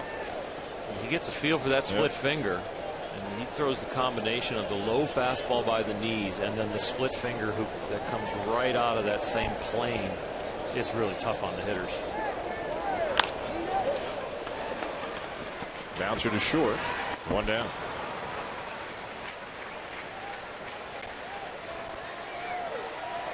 Round of 16 coverage from Wimbledon continues tomorrow. Huge upsets on both sides. It is wide open right now. The round of 16 continues tomorrow, 7 a.m. Eastern Time on ESPN2 and 8 o'clock in the morning Eastern Time here on ESPN. Also available live on Watch ESPN. There's Brian Roberts up for the 2nd time. Struck out in his first at bat. Just activated off the DL today.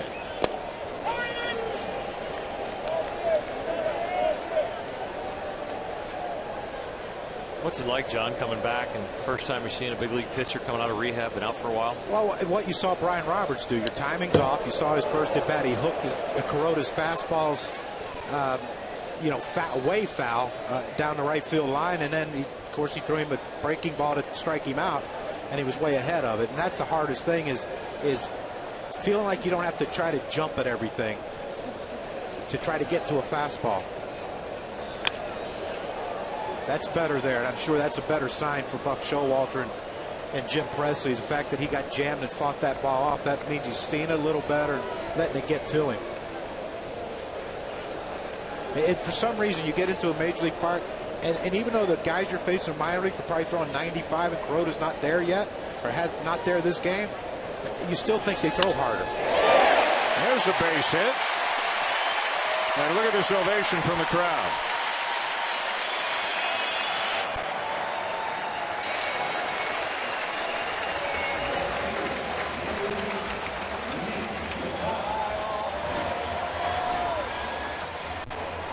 And that's the thing we were talking about. He got jammed on the fastball. He wasn't pulling off and hooking everything, and he stays right on that pitch right there and hits that line drive up the middle. That tells you that it's not taking him long to get his timing back. So he squared that one up pretty good. Yeah, that was a great example of letting the fastball travel, and then he's still got enough bat left to hit that off-speed pitch. Of course, a guy who back in his prime could steal a base with the best of them. Foul ball. Hook just foul by McLeod.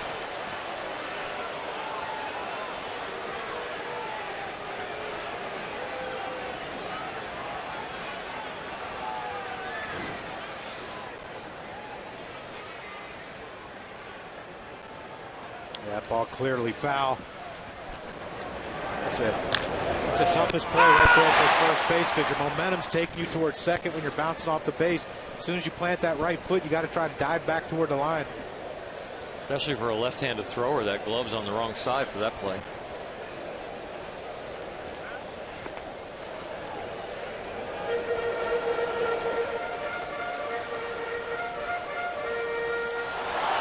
Nate McLeod homered his last time up. He, Manny Machado, and Chris Davis have all homered for the Orioles tonight.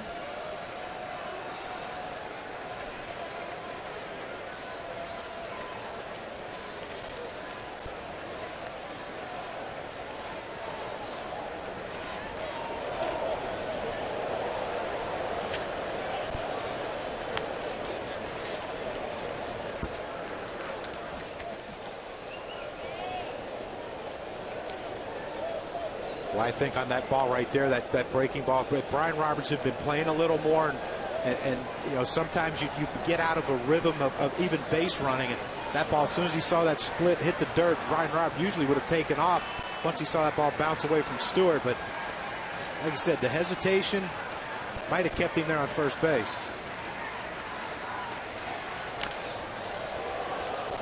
Down the left side, out of play, 1-2. Roberts has stolen as many as 50 bases in a season in his career, and again, a lot of that is years ago, before all the injuries.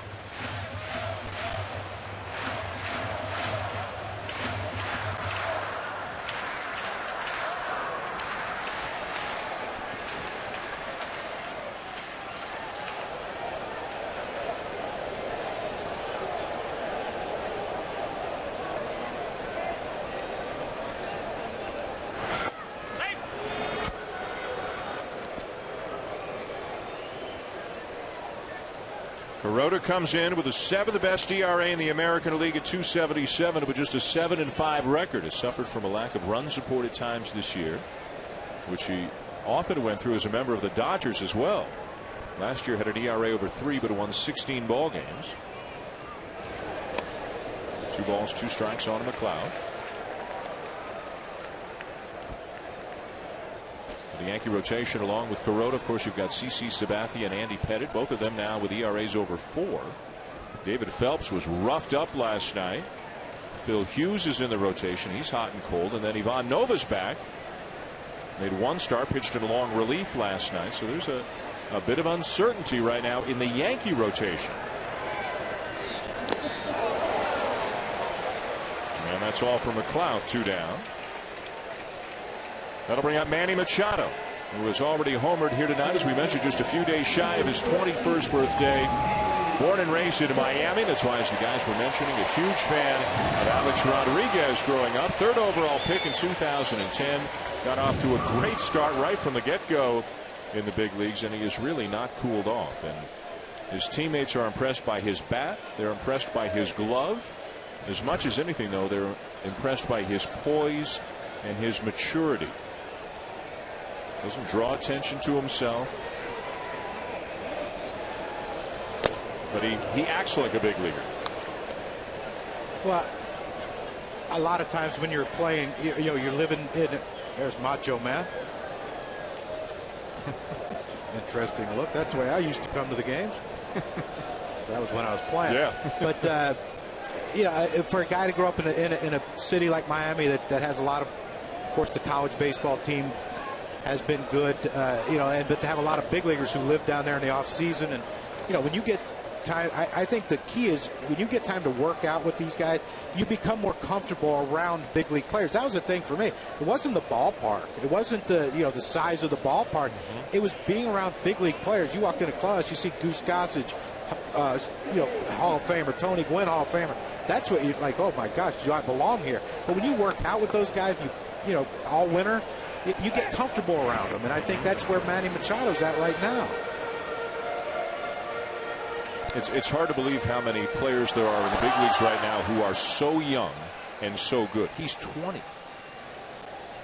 With him and a Bryce Harper and a Mike Trout. Now we see Yasiel Puig, who had 4 more hits today, by the way.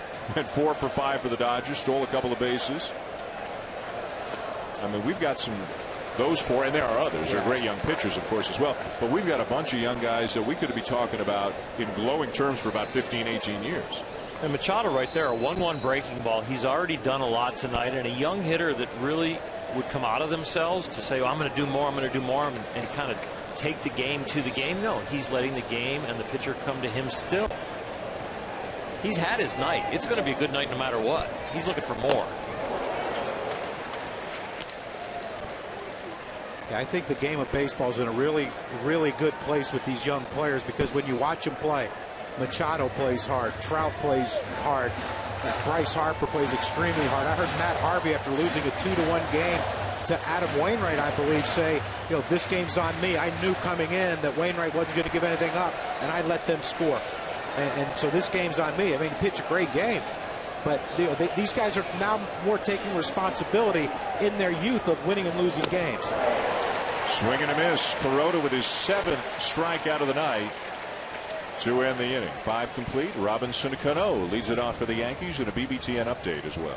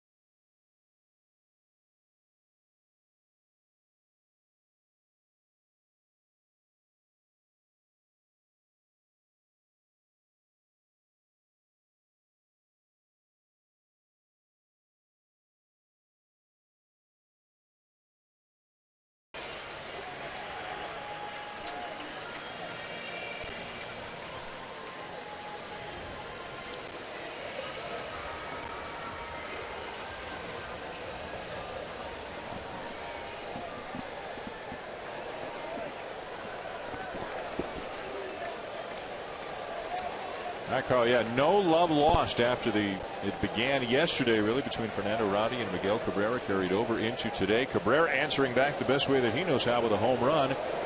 But the Tigers lose again, and with the Indians winning again, Justin Masterson shutting out the White Sox. The Indians and Tigers are in a virtual tie for first place in the American League Central. And if Tito Francona can stay out of the Indians' way, they might have a chance at this thing.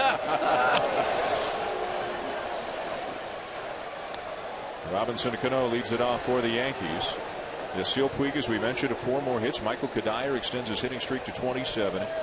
And Justin Masterson, and the Indians game was going on when we were in Buck Showalter's office, and he said that Masterson is as good a pitcher as his team has seen all year, with a pitch that you're familiar with and fond of, the nasty sinker. The two-seam fastball and a breaking ball that they say the spin is so tight it's very hard to pick up, and you got them going in both directions and the hitters can't read the spin. You're going to dominate. Didn't Buck say that he can't imagine, he can't understand how anyone gets a hit off of him? Yep. Indians playing well right now. Canó drills a ball right center and gone.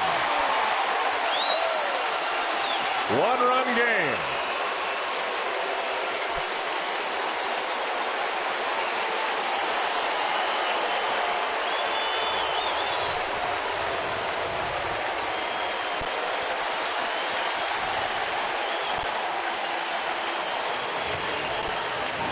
Well, this is one of the best swings in baseball, and you see Tillman right there trying to throw that fastball.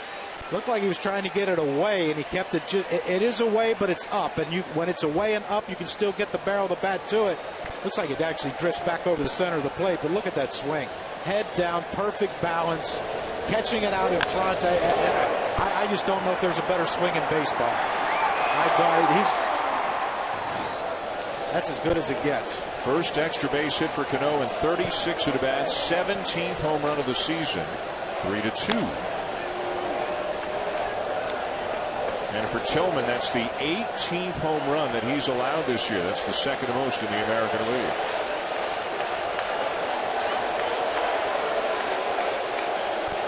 The Yankee fans are making some noise, and now the Oriole fans trying to drown him out, show him whose house this is. Well, 3 or 4 years ago it was the Yankees' house. You're right.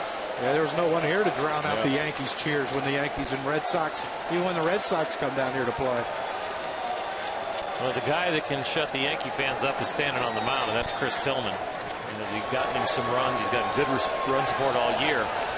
Just executes some pitches. Well, let me ask you, we've talked about their offense, their defense. They've got a deep bullpen, although it hasn't been quite as good as it was last year. Their starting pitching, their ERA is second worst in the American League as a group. Can they get to the playoffs and win in the playoffs with this group? And as you know well, as Hafner sends a fly ball to left field, as you know well, having been one yourself, almost every championship team has a true number one. You were that guy for the Dodgers. Do the Orioles have a number one? I don't think they have a number one right now. I think they need to find a number one or a couple number twos. And, you know, they're going to get Chen back. But Tillman, you know, right now he's pitching like a number one, but this is June. It's not what he does consistently. And they need, you know, somebody to step up. You think about it, Mike Mussina has been in both these uniforms, but as an Oriole, done very, very well. Let's go down to Buster. Buster, are the Orioles, as far as you know, working the phones for a starting pitcher? Yes, they are, and they're looking at pitchers like Scott Feldman of the Cubs. So far, the asking price from Chicago is very high. They're looking at Bud Norris of the Houston Astros. They'll continue to look at pitchers of that ilk, but there really aren't any number one type guys in the market, guys. So maybe they can strengthen the back end, but that doesn't do anything for them in, say, game one of a playoff series. Matt Garza's an interesting guy, though. He's pitched in this division and has pitched well in this division. And that's the one thing when you're talking about not only going to find a pitcher, but somebody that can pitch well in the American League East. But it seems like year after year, the most expensive thing to go out and get is starting pitching. You have to give up more for a good starting pitcher than just about anything else. And so many more clubs think they have a chance at that second wild card that there are fewer sellers. Yep. There are just as many, or really more, buyers and fewer sellers, so it's changed the market completely. And people hang on and make their decisions later, too, to watch their teams right up to the edge to see if they can squeak into having an excuse of keeping people or convince their owners to be buyers. Great pitch over the outside corner to get Almonte 2 down. Tillman has the stuff to be an upper end pitcher, and he dominates in certain innings. It's the inconsistencies that drive him crazy and the coaching staff a little bit crazy, because he can make 15, 20 good pitches in a row and then all of a sudden just lose his athleticism and his consistency for 10, 12 pitches and build an inning. His home runs are high and his walks are high. 2 down. Here's Lyle Overbay, 0 for 2. He just strikes out Almonte on a good pitch. Strikes him out looking. They throw the ball around the infield. He gets back to him and he throws the ball out of the game. What is wrong with you guys? Wait, don't put us in that big a group. I'm lumping you all in. Okay. I mean, he just threw a great pitch, and the ball came back after it came back to Machado. He throws it to Tillman, and Tillman, looks at Wieters and throws it out of the game. What was wrong with it? I'd be searching to tell you.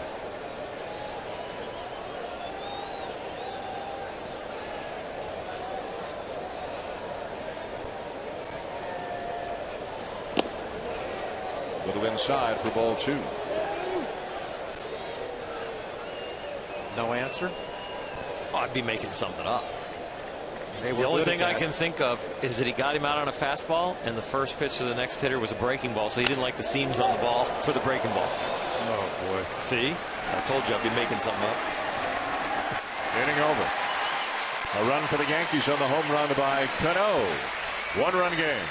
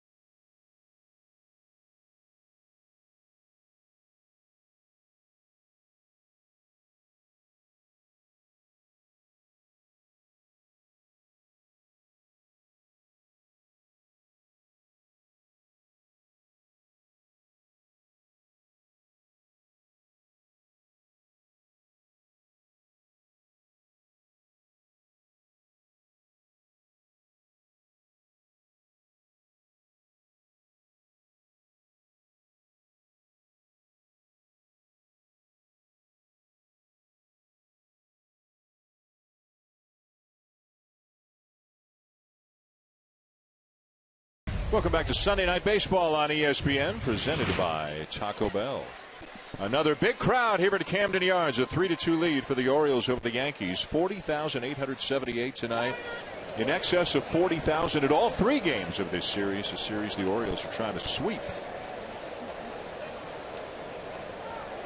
This ballpark opened in 1992. It is still one of the nicest ballparks in baseball. Nick Markakis drives one, but playable. And left for Almonte. One down, and that'll bring up Adam Jones.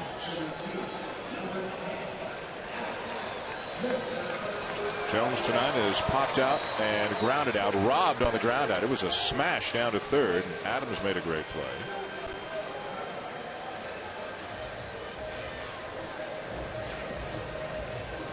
Activity now in the Baltimore pen. The side armor, Darren O'Day, is up. One of Buck Showalter's most trusted relievers over the last couple of years. Well, the Yankees have 3 righties coming up in the bottom of the 7th. Their first 3 hitters. Makes sense. There's Jones 0 for 2 and now 172 consecutive plate appearances since he last walked. He's only walked 8 times all year, and 2 of them were intentional. Kind of got an aggressive mindset, though. He wants to play every inning. He wants to swing the bat. He wants to go all out all the time. And Buck Showalter says he thinks this is what he is. He's not going to try to mess with him and just let Adam Jones be the best Adam Jones that he can be, which is a pretty good player.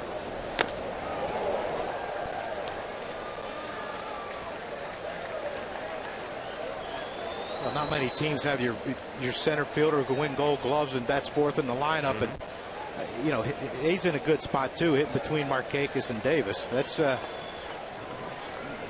a bad spot. I wouldn't mind being there myself. 2-2. Davis with his major league leading 31st home run of the season in his first at bat tonight. He is unaffected by the success and the newfound fame. Real humble. Bouncer to third. 2 down. So here comes Davis, and he has been on another tear. Got a breaking ball up and out of the zone that he drove to left center, and then pulled one high in the air over the scoreboard down the right field line. His 2 home runs last night. Tonight gets a fastball tailing away and hits it out to left field. This is what you see, Crucky. Different pitches, different zones.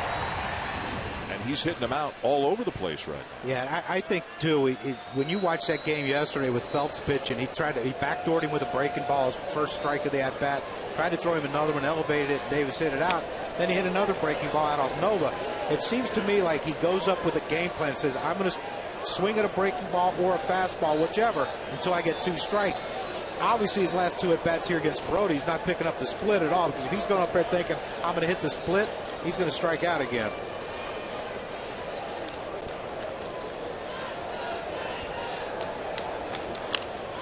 Fastball 0-2 as we take a look now at Chris Davis's hot zone, brought to you by T-Mobile. So he likes the ball away. Yeah, he's hitting the ball away very, very well. Likes to extend his arms. And you see the blue zones down the bottom, and that's what we've seen him chase here tonight.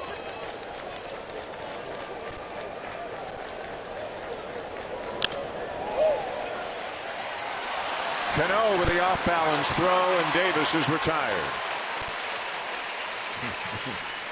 Little fun between the two of them. You got to believe Canó might pick Davis for the home run derby team in the next few days. Cano's the captain of that team, but for now Canó wins this battle as Davis hit one into the shift, and Canó makes the play to retire him.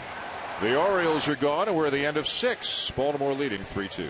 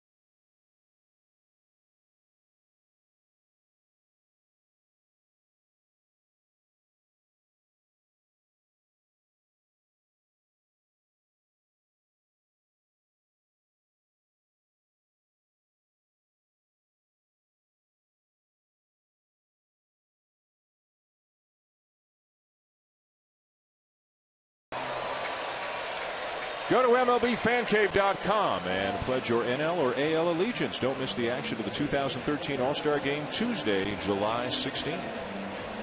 MLB.TV celebrating 11 years. Watch every out-of-market regular season game live on your favorite supported mobile and connected devices with MLB.TV Premium. Visit MLB.TV for details. Back for the 7th and into the bullpen goes Buck Showalter. Right-hander Darren O'Day having another very strong season. 3-0 with a 2.31 ERA and 37 appearances, a side armor, and he is a nightmare for right-handed batters. Holding righties this year to a 139 batting average, 11 for 79. And here's the right-hand hitting Jason Nix.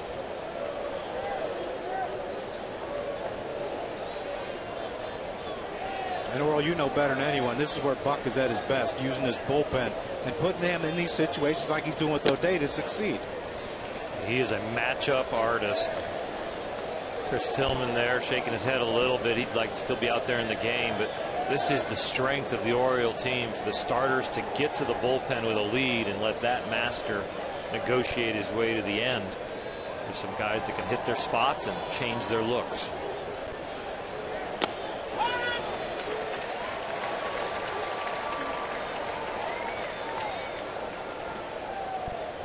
After Nix, then Stewart and Adams, 3 right-handed batters, the bottom third of the Yankee order. 3-2 Baltimore leads. Solo home runs in each of the first 3 innings for the Orioles. Robinson Cano has homered for the Yankees. Yes, he did. 2-2. 2-1 Frisbee, that little sidearm breaking ball doesn't ever get backed into account. Sinker and the slider.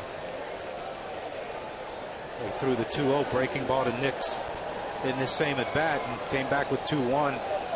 Gotta believe 2-2. He might as well fire it up there again. Walk him off the plate away. Oh my goodness. Crossed him up with a fastball. Might have crossed up Paul Schreiber, the home plate umpire, a little bit as well. Let's take a look. Wow. This ball looks like it just stays right there on the corner and comes back with that 2-seam action. Matt Wieters thought he had a strike, and that guy standing on the mound, Darren O'Day, thought it was in there. It's the umpire's first look at a fastball, too.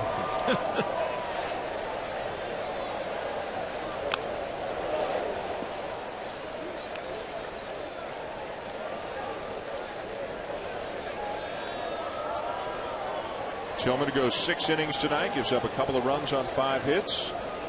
Walks 2, strikes out 6, looking for his 10th win of the season, including his 6th in the month of June. 5-0, 261. And then 5 June starts preceding this one.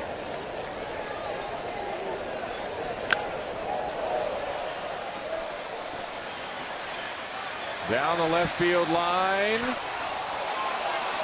And no catch, and McLeod looking into the stands as if maybe a little perturbed that a fan might have interfered with that ball. You could see Jeff Kellogg, the third base umpire, pointing into the stands as if to say the fan did not reach out into the field of play. And I guess he didn't. It was close, but McLeod's got a chance to catch that ball if that fan doesn't go after. Look at the look McLeod's giving him.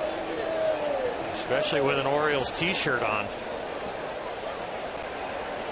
Guy lost everything. He lost the ball. He lost his peanuts.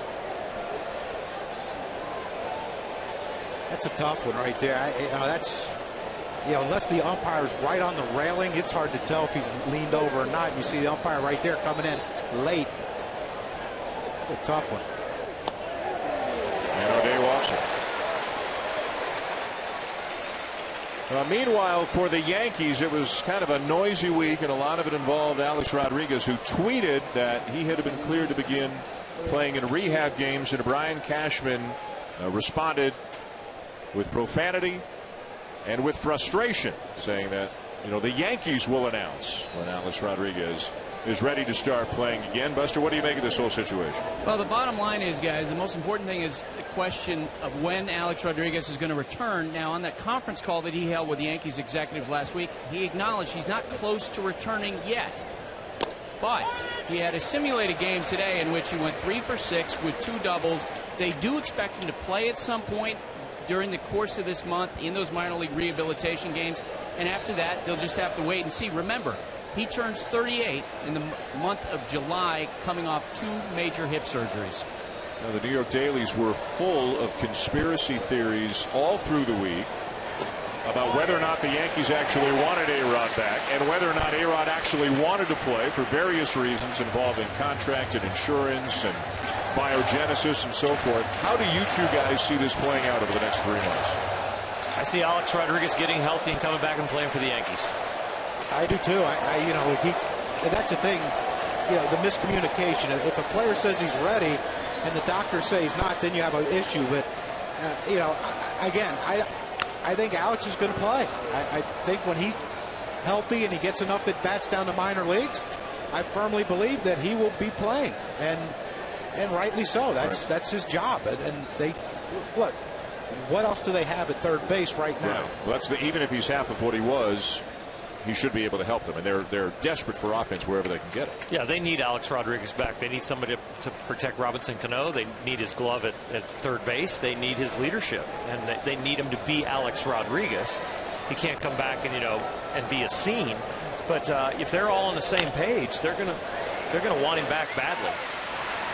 Nix was on the move on an 0-2 pitch, and that prevented Stewart from hitting into a double play. Nix to second, 1 out. The last time we saw Alex Rodriguez playing meaningful games, he was either striking out, getting pinch hit for, or getting benched against the Orioles, and then into the next round. I mean, he was a non-factor offensively in October. He was playing hurt, that we now know. So, yeah. you know, we know that he was gutting through that to try and play in the playoffs and help the Yankees. But, yeah, he did not perform very well. But a lot of it had to do with his hip. And regardless of what he did in the postseason last year, he's still a presence in the lineup when he does come back, because he can hit the ball out of the ballpark. As poorly as he played last year, he still hit 18 home runs and hit over 270. So he still has a presence that other teams have to figure around, and that's going to help Robinson Canó. There's David Adams, tonight's third baseman for the Yankees. He has walked and flied out. And Brian Cashman, by the way, a day or so after he lashed out at Alex Rodriguez, did say, without a doubt, the Yankees want him back. And when he's ready to come back, he will play, and he's better than what they have there. And they need him in the lineup. Let's go down to Buster for more. And the great X factor, guys, is what's going on with Major League Baseball's investigation of the biogenesis clinic. Alex Rodriguez, of course, tied to that. Now, what I've been told is that Major League Baseball wants to resolve this sooner rather than later, but they haven't talked to all the players who are involved in this, and they won't render a decision until after that happens. And after they were to suspend any players, of course, there would be the appeal process, so it may be that could drag on into the offseason. And that's one of the great unknowns for the Yankees. Will A-Rod be healthy enough to play? If he does come back, how productive will he be? Will Derek Jeter be healthy enough to play? When will he come back? And if he does, how productive will he be? Those are two huge X factors for Joe Girardi's team. Yeah, if they were in their 20s, you would say, okay, they're going to come back and they're going to be great again. But, they're in their late 30s, and there's no guarantee that they're going to come back and Derek Jeter's going to be the 200-hit guy that he was last year. Also hoping to get Granderson. I wouldn't put it past Jeter to be great again. Yeah. But at 39 years old, that's a lot to ask.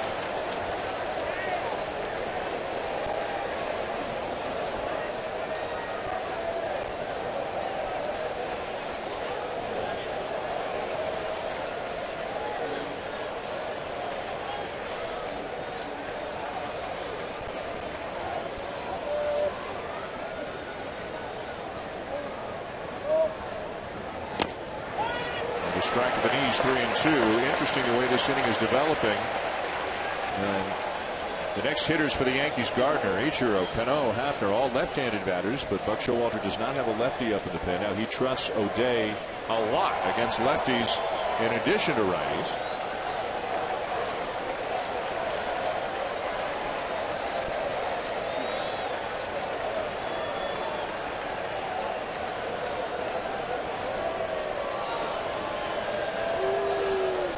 O'Day holding righties to a 139 average on the season. Lefties have hit him hard this year. 17 of 49, a 347 average. Last year the splits weren't like that. They were a lot closer. And you have to watch how the balls are hit. Some start to fall in, and that's where the trust factor is, that a lot of those hits. Ball 4. 2 walks in the inning given up by O'Day to the bottom of the Yankee lineup.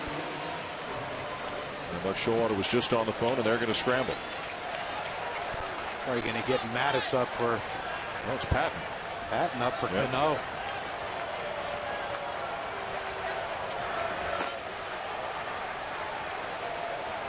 Well, this to me is dangerous if you're the Baltimore Orioles. This is the kind of guy that, if he throws that frisbee slider up there, Brett Gardner has a chance to get out in front of one and hook one down that right field line. That would be my concern right now. I mean, you see Adam Jones out there in center field looking into the dugout saying, "You want me to move over?" And he did move over a couple of steps. He's more straight away than he was when Tillman was pitching against Gardner.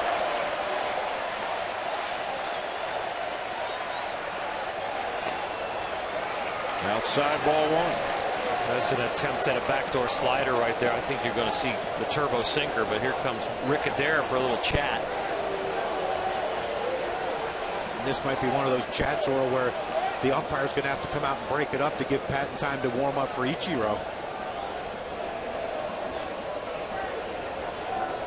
ESPN's Major League coverage continues this week. Tomorrow night, 7 Eastern here on ESPN. Monday Night Baseball presented by USAA. The Giants are in Cincinnati. And then Wednesday night, the Diamondbacks and the Mets. Brought to you by T-Mobile. Matt Harvey, the expected starting pitcher for the Mets. On Wednesday night, 1 week from tonight, we will be in Anaheim. It'll be the Red Sox and the Angels. Sunday Night Baseball presented by Taco Bell. The Angels won again today. They have won 6 in a row. Trying to get back into it. They're within 4 games of the 500 mark.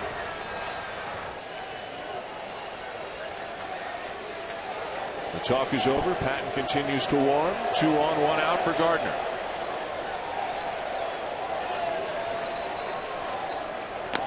Outside again.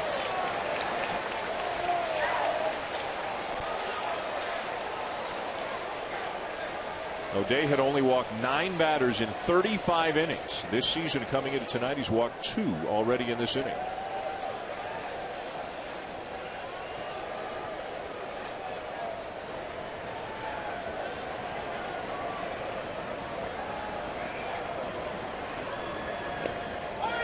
Ooh, and he gets a call over the outside corner. And you can see Gardner grimacing just a bit. Seems like the third base side of the plate is a little bigger than the first base side of the plate.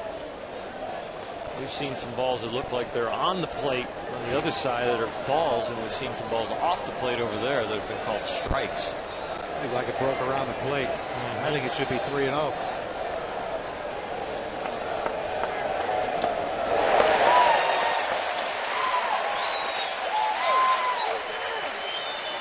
That ball had a little turbo sink on it, and is also, with the delivery, finally seeing a fastball.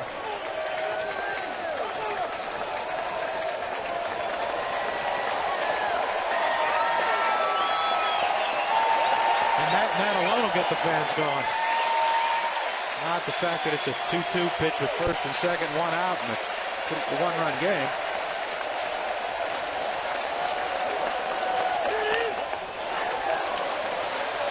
Pop up into shallow center field, and it's Jones in to make the catch for the second out. A huge second out for O'Day, and now will Buck Showalter let him stay in to face Ichiro.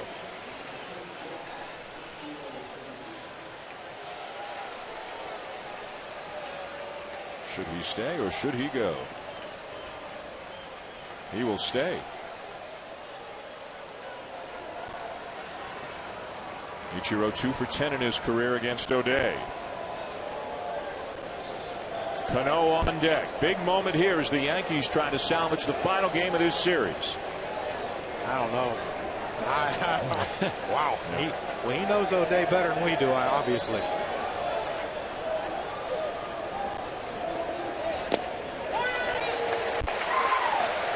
Well, the definite weapon against these lefties for O'Day is that backdoor slider. They read it as it possibly going to be the two-seamer off the plate for a ball, and they're just bringing it back and catching that outside corner.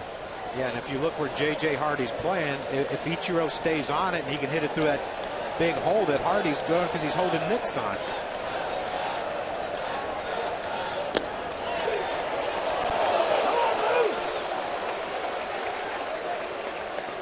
You know what, as a pitcher and as a defender, I want the pitcher to hold the guy on at second and step off if he gets too big a lead. I want my defender as deep as he can in a one-run game here in the 7th and 2 outs. You need the ball kept in the infield.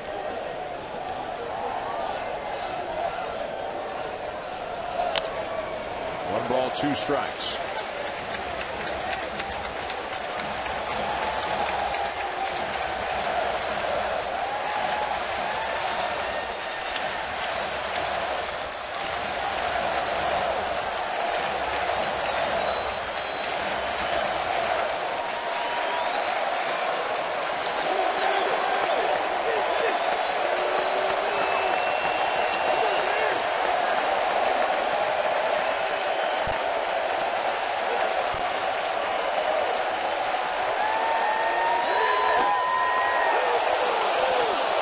One broke around the plate, says Paul Schreiber. 2 balls, 2 strikes.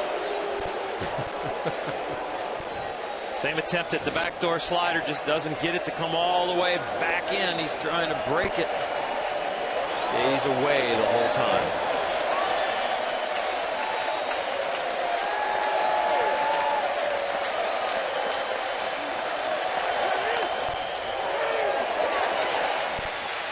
And he'll do it himself to get out of the inning.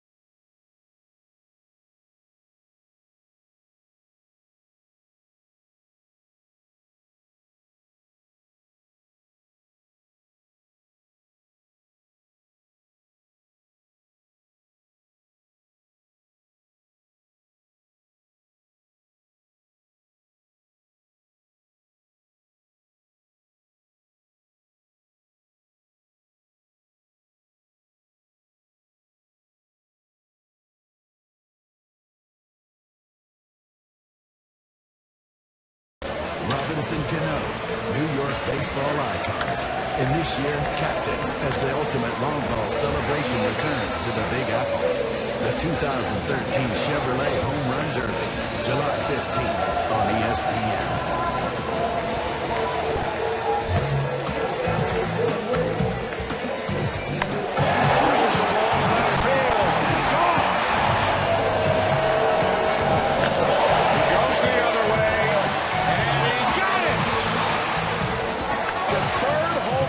Game already for the Orioles.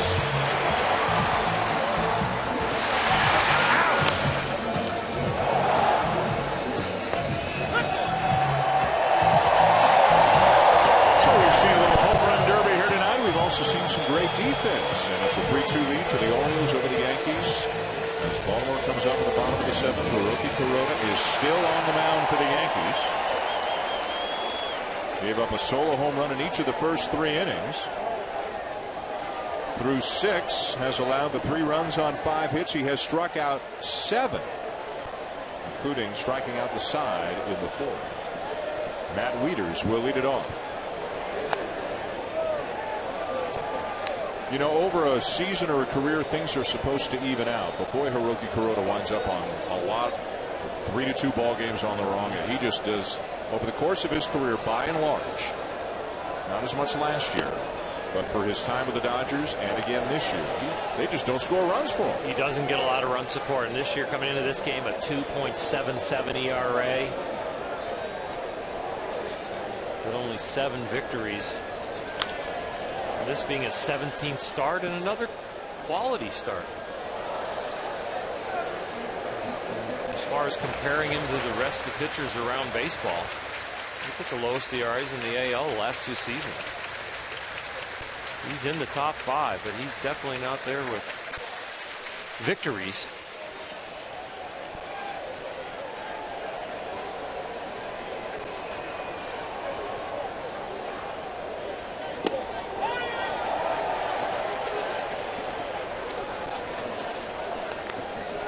Two and two on Wieters, the Baltimore catcher, who has flied out and struck out.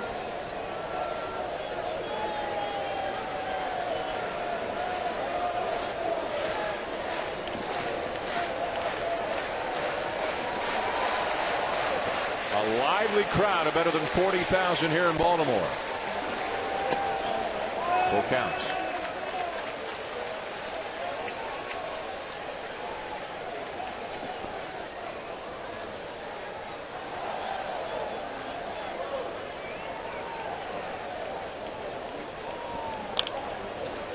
Pulled foul. There's activity in the Yankee pen. Left-hander Boone Logan is up.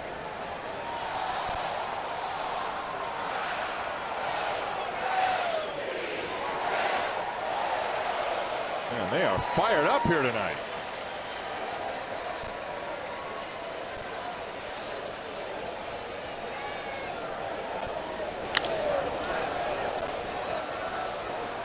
The Orioles are off to begin a series in Chicago against the White Sox on Tuesday. The Yankees are headed to Minneapolis. They'll start a 4-game series with the Twins tomorrow night. Yankee fan picking up a foul ball.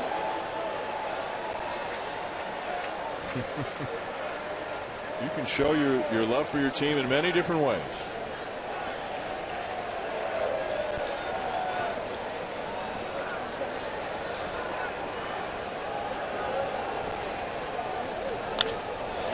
And a base hit. Quality at that for Wieters. You're right about that, Dan. That was a battle, and he just finally got a mistake he could barrel up. But he fought off a lot of good pitches. You get behind the plate, you get a half a season worth of catching behind that plate. You try and stay in your legs, stay healthy, and you keep grinding out at bats. That's a frontline catcher for you right there. I don't care what his batting average is or his RBIs. He's a presence in the lineup. He's a leader behind the plate, and he's working every day. And like Buck Showalter told us, he's a switch hitter to hit behind Davis. So the leadoff man is aboard in the bottom of the 7th, and here's J.J. Hardy, pretty dangerous number 7 hitter too. The shortstop comes up with 15 home runs on the season. Yeah, Buck calls him kind of an ambush hitter because you get through that meat of the order and then you still have this guy that a little slight of build, but boy, he can hurt you. Can't rest when you get down to J.J. Hardy as a pitcher.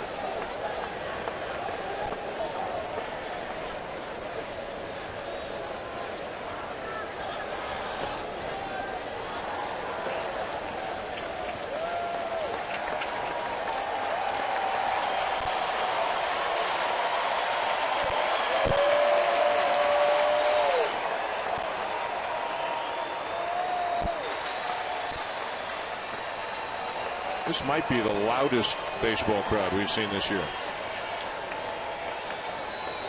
Well, they had a lot of years where they didn't get to practice this too much. And last year, of course, they got to look at it. And now this year, they anticipated being good again, and here they are. Ripped to left.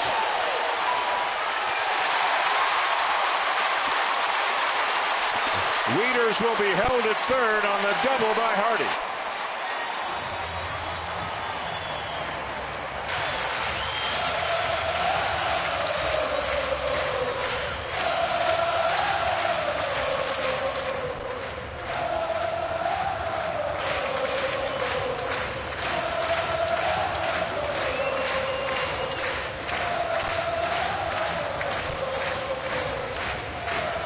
That's going to be all for Hiroki Kuroda. He'll leave 2 men on, and Boone Logan will come on with the Orioles leading and threatening.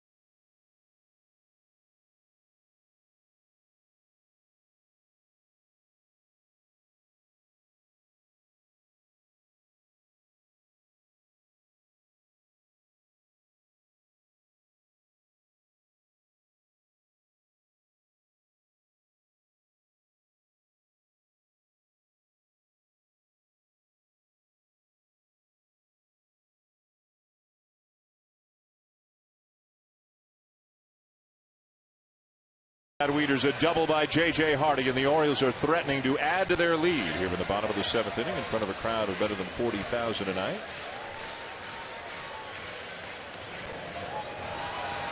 The new pitcher for the Yankees, left-hander Boone Logan, making his 34th appearance of the season. A prototypical left-handed specialist, 33 appearances covering a total of 20 2/3 innings. The hitter was to have been Ryan Flaherty, but Danny Valencia will come on as a pinch hitter. Valencia hitting .314 against lefties on the season. So the right-handed bat in there to take advantage, to hopefully take advantage of the lefty on the mound. Even the grounds crew has fun here in Baltimore.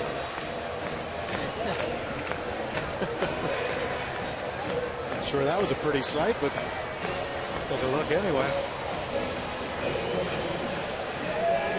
This is the advantage of having three second basemen. With, of course, with Roberts DHing and Flaherty, the left-handed hitter, they still have Alexi Casilla in there to play defense, who's a great defender. Now you can take a chance right here to try to break this game open.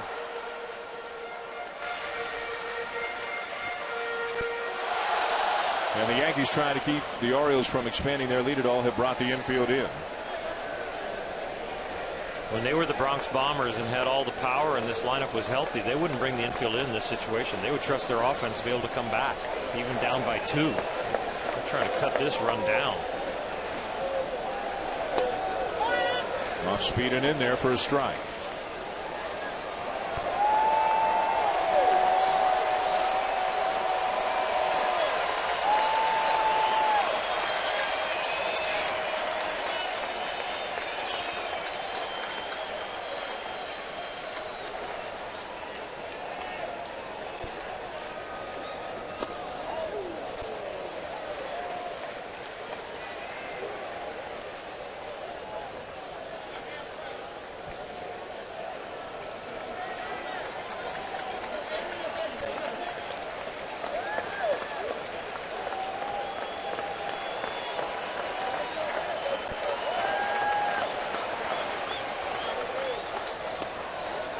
Two balls and a strike on to Valencia. Brian Roberts waiting on deck.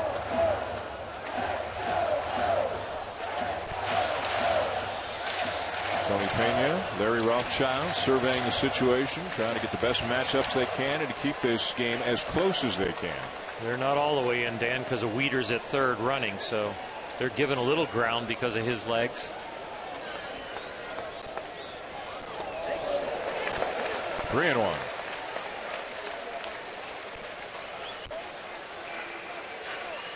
Yeah, that's what's interesting. You see Robinson Canó, of course, he's talking to J.J. Hardy right now, but he's playing a little bit closer than halfway, and Lyle Overbay's playing in on almost in on the grass, and you think Overbay maybe with the fact that Wieters doesn't run well might move back a couple steps to give himself a little more range.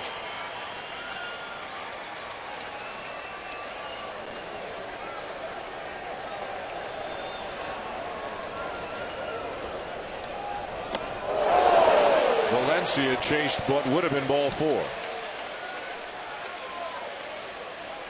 Well, we've all done it as hitters. That's a 3-1 pitch. You're saying if he throws a fastball, I'm swinging, and sometimes you don't realize that he did throw a fastball, but it was nowhere close to the strike zone, but you swing anyway. And any hitter who says they've never done that, Dan, I believe they're going to be lying to you. See if Logan tries to climb the ladder again.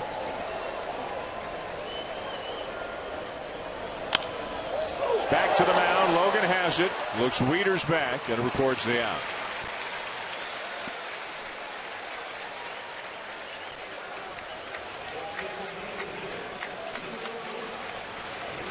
We've seen some nice plays up the middle by the pitchers, catching pop-ups, ground balls behind their back, and this is a nice pressure grab right there. If it gets through to Canó, I don't think Wieters is going. They were going to make the ball get through, but still not deflecting this ball and catching it cleanly. You'd guaranteed to get an out, and that's what they got right there.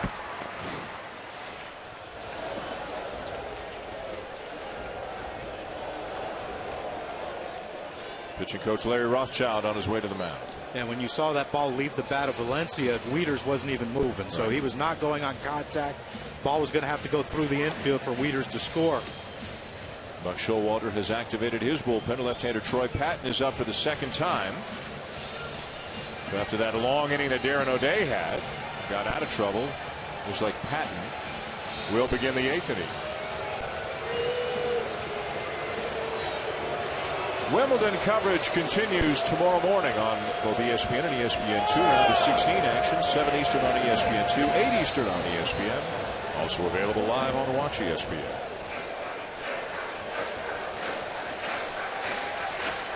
Meeting over. Party resumes.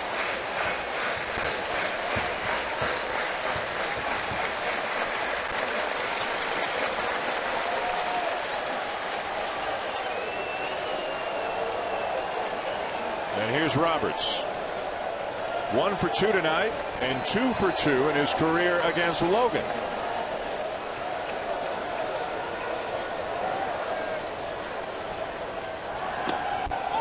And a strike.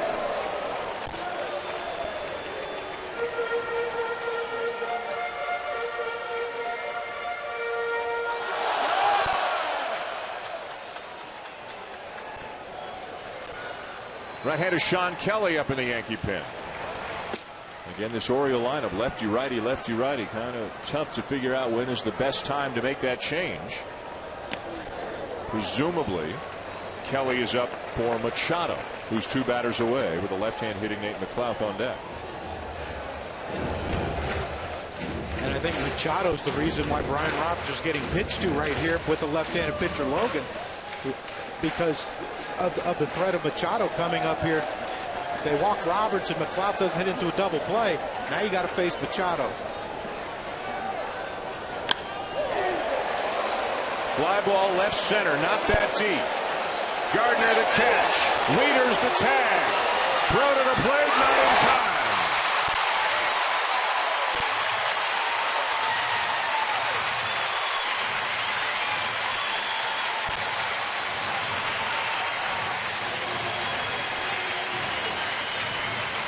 Hardy to third on the play. Sac fly makes it 4-2 Orioles.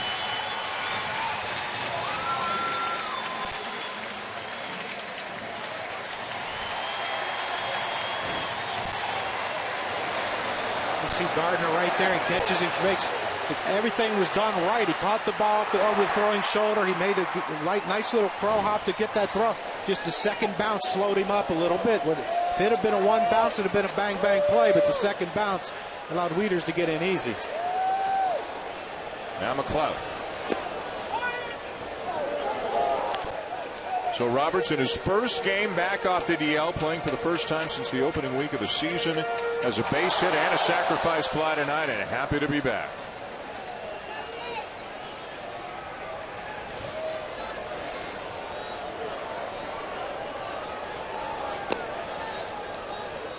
That was an arm strength sacrifice fly. That's borderline distance, but in a one-run game, you've got to go.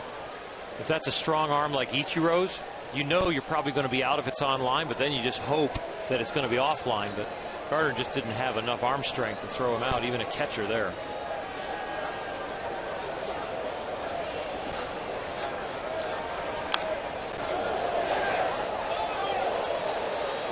This is kind of the fly ball that you take in infield practice if you're going to see if you can really throw somebody out on at third. Outfielders, this is about the depth that the fungo hitters want to hit it, because it's that borderline one that you should have a shot at throwing somebody out.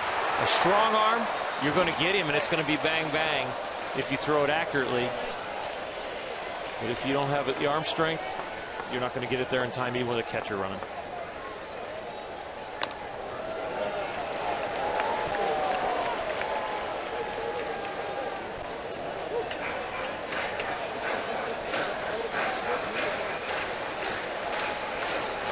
The Yankees have lost 4 in a row. They're 42-38, 6 back of the Red Sox right now in the American League East, 3 back of the Orioles for second. As McLeod fights it off. These two teams will meet again next weekend in the Bronx. We have yet to have a foul ball come up in the booth, have we? This season, you're correct. You're not asking for one, are you? No. Because, by the way, as the first baseman, it's your responsibility. 2 out of the 3 of us will be trying for the ball, Crucky. There's only one person with a gold glove on their mantle here, and that ain't me or you, Dan. Yeah.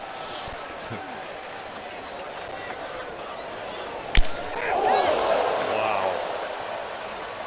That got in there. Yeah. Slice that bat right in half. That is called in your kitchen.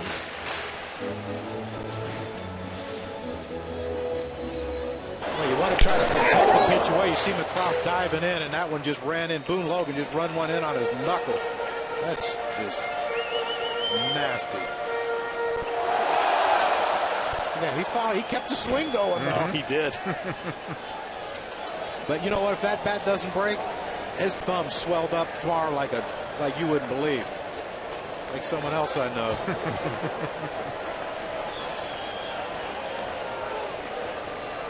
2-2 again. And another foul.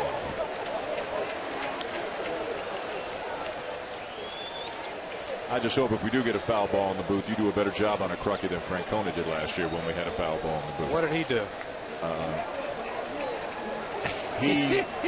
He just got as far away from that ball as he could. Think Dan's he was afraid of lining up like this. Francona was of no use to us. Tito, and I know you're watching, you were of no use to us on the foul ball. I'm glad we got a guy with a first baseman's mitt up here who can help us out this year. I'm not sure I'll catch it, though. You don't need to catch it. You just need to make sure we don't get hurt. Oh, that's what do you mean we? You of grace. I see, because I'm the replaceable one. Since you two have been together. And here we go. You've run Bobby out. You've run Tito out. Yeah. Hey, man, read the fine print on your contract. I get it.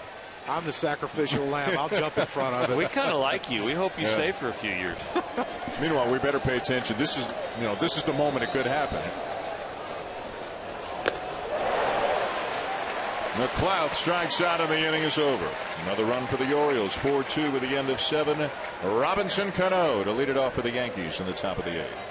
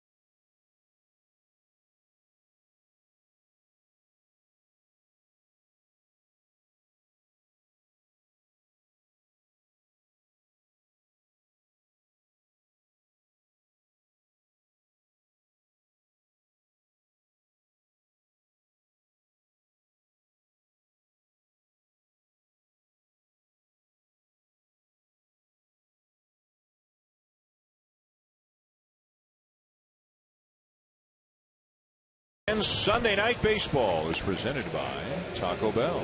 Sometimes you gotta live Mas. Back on a warm night here in Baltimore to the top of the 8th inning. The Orioles trying to complete a sweep of the Yankees. They've hit 3 home runs in this game, including Chris Davis with his 31st of the season to lead the majors. And the Orioles, McLeod has one, Manny Machado has one. The Orioles have a 4-2 lead going to the 8th inning. And a new pitcher on the mound. And a new second baseman as well. Alexi Casilla is in at second after Ryan Flaherty was lifted for a pinch hitter. And the new pitcher is left-hander Troy Patton to face Robinson Canó. Canó 2 for 3 tonight, including a home run. 0 for 5 in his career against Patton.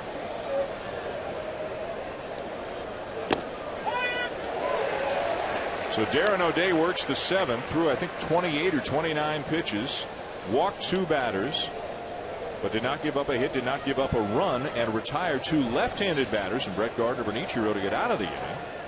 Now Patton will face Canó. Travis Hafner's on deck, but Tommy Hunter's up in the pen. And what a weapon, guys, that Tommy Hunter has become as a reliever for the Orioles, throwing 98 miles an hour. Yeah, I mean, that's got to be a good feeling when you have a great arm and you don't have to pace yourself as a starter would. I mean, you can just come in and air it out, and that's what Tommy Hunter's done. And you said it, Dan, he has become a valuable weapon to the Baltimore Orioles. So if you're Joe Girardi, do you leave Hafner to face Patton, or do you bring up somebody, say Vernon Wells, and then you know you're going to get Hunter into the game? Either way, it's a bad equation for the Yankees. Look, Showalter's got Joe Girardi kind of in a box. He's not going to get a matchup he really likes.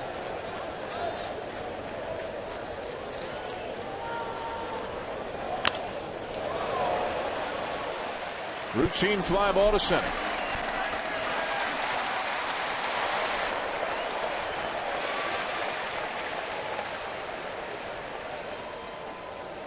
And Hafner's been called back.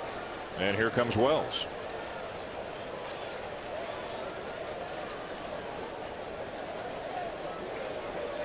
And will Buck Showalter make a corresponding move to bring in Hunter? He will, just waiting for Wells to officially be announced. Is he in? He's in. There's the move. Tommy Hunter and Vernon Wells when we come back.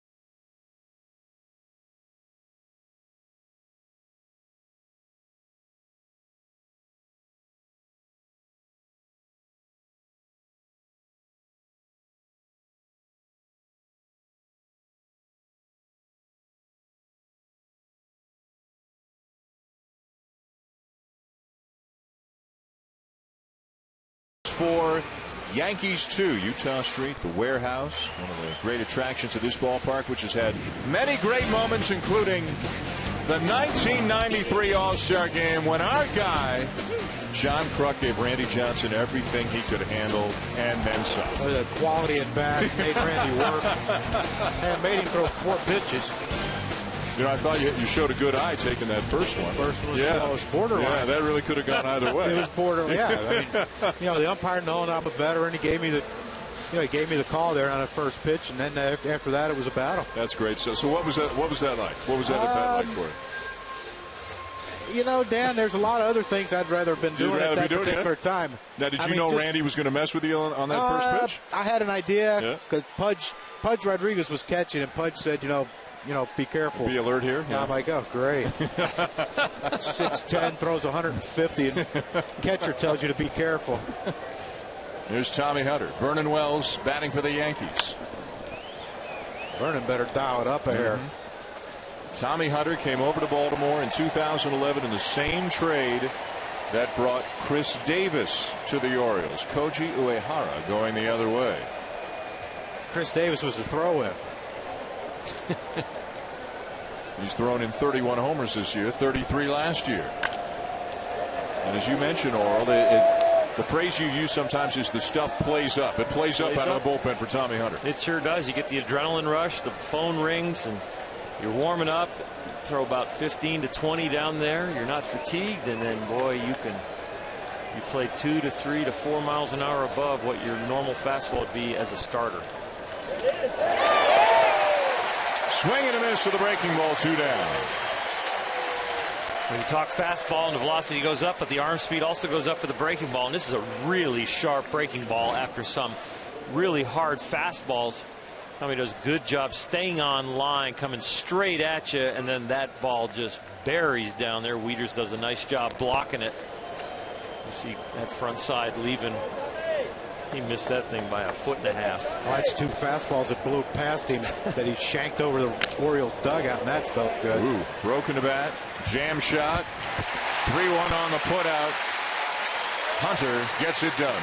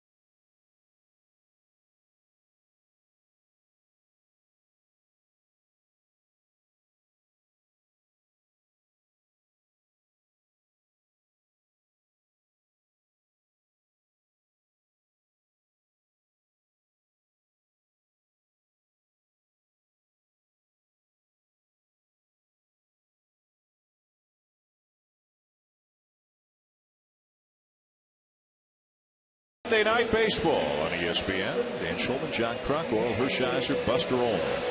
And the Orioles looking to sweep. And to get back within 2.5 of the Red Sox, who were victorious earlier today. Right-hander Sean Kelly is into the game for the Yankees. A guy who's gotten a progressively larger role this year, but coming on in a game into which the Yankees are trailing right now. They're down 2, and not an easy spot to come in. A Machado, Markakis, Jones, and if anybody reaches, Chris Davis. Who's homered tonight, hit 2 last night. Selfishly, I hope somebody reaches. I'd like to see him hit again.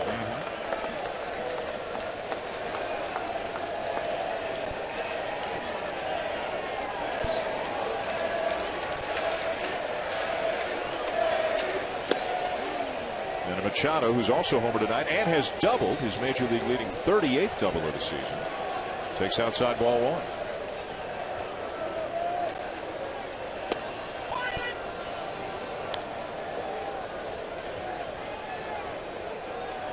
I couldn't imagine at 20 years old playing at the level that he's playing at, and Trout and Harper and those guys played at such a young age.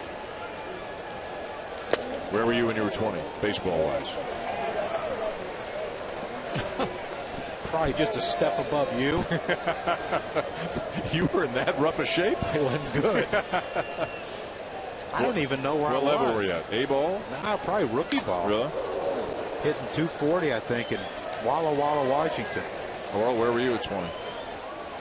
Junior at Bowling Green State University in Ohio, getting ready to get drafted. What year was that? For me or for you? 20, when I was 20. How old am I now? I was born in 1958, so that was 1978 for me. I was drafted in 79. I was a sophomore. Speaking of years, my parents, their 58th wedding anniversary. I got to wish them a happy anniversary. Thinking of back in the 50s, John. Oral and Melly Hershiser. It's that easy, Dan. Wait till he grows up. He's going to be something. Wait till he figures it out. Yeah, yeah. As soon as he gets an idea how to play. Yeah. Wow. By the way, you were in Walla Walla, and you only missed your batting average by 2 points. You had 242. You shortchanged yourself a little bit. Hot the last day. I mean, but look at this pitch. It's a breaking ball away. He just stays on it. Let me just hit one in this little hole. But I mean, that's just perfect. Everything is right. He could pull ball with that swing. He can go the other way. I mean, that's, you know, you see a pitch, it fools you a little bit, but you can stay back long enough, extend your arms out on that outside pitch, and just shoot it the other way. A lot of guys roll that ball over and hit a grounder to third, but not our 20-year-old. 21 on Saturday. Here's Nick Markakis. Facing a little better pitching than Walla Walla, huh? Not as far as I'm concerned. I think Tony Gwynn hit 420, and I hit 220. So between the two of you, you hit 320. We had a great year. Yeah, we did. You progressed as a hitter, though. Yeah. I went to an open stance the next year.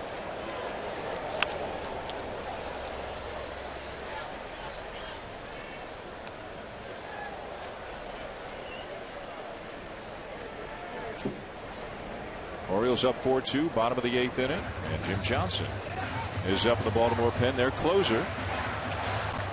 Had a phenomenal year last year, 51 saves into 54 opportunities. This year he's 27 for 32, so a little bit more hittable this year, but still having a very good season. More of a pitcher closer than just come in with one dominant pitch, but the two-seam fastball, his sinker is his best pitch.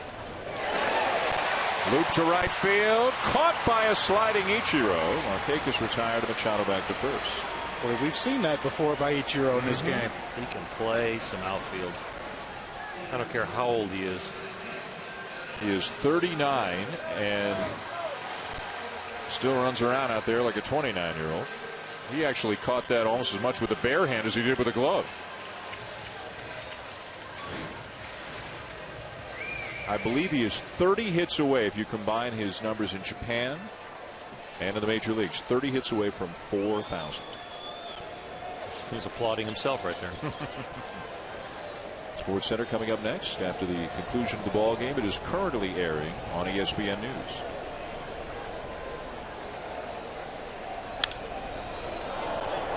Jones with a pop-up, and I mean a pop-up.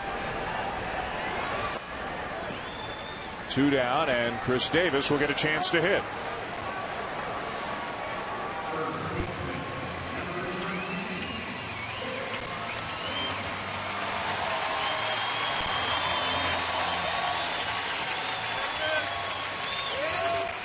He should get some pitches to hit. 2-run lead, 2-out man on first. Kelly's going to try and get out of this inning right now and try and get him out.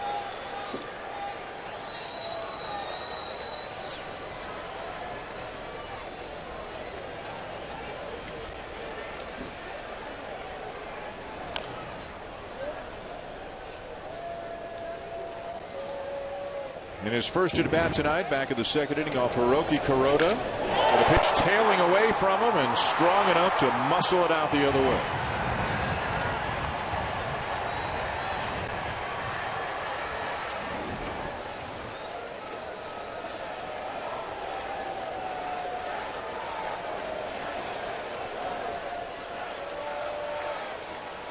Johnson waiting for his chance in the ninth.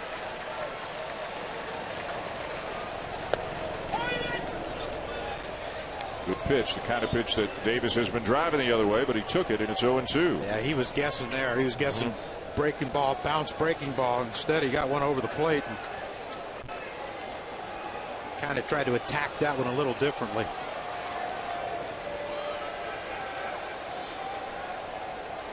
Oh.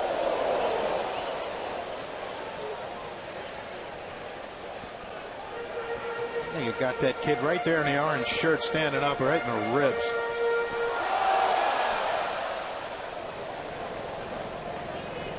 Oh, it got him in the ribs.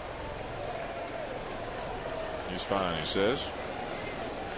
Someone's got to make a play down there.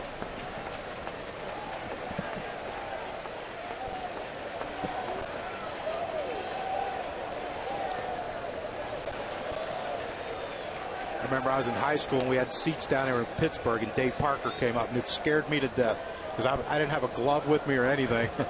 And that would have helped. I didn't figure any of my buddies were going to snag it just by coming up through Little League with a lot of them. He was a presence in that batter's box, wasn't he?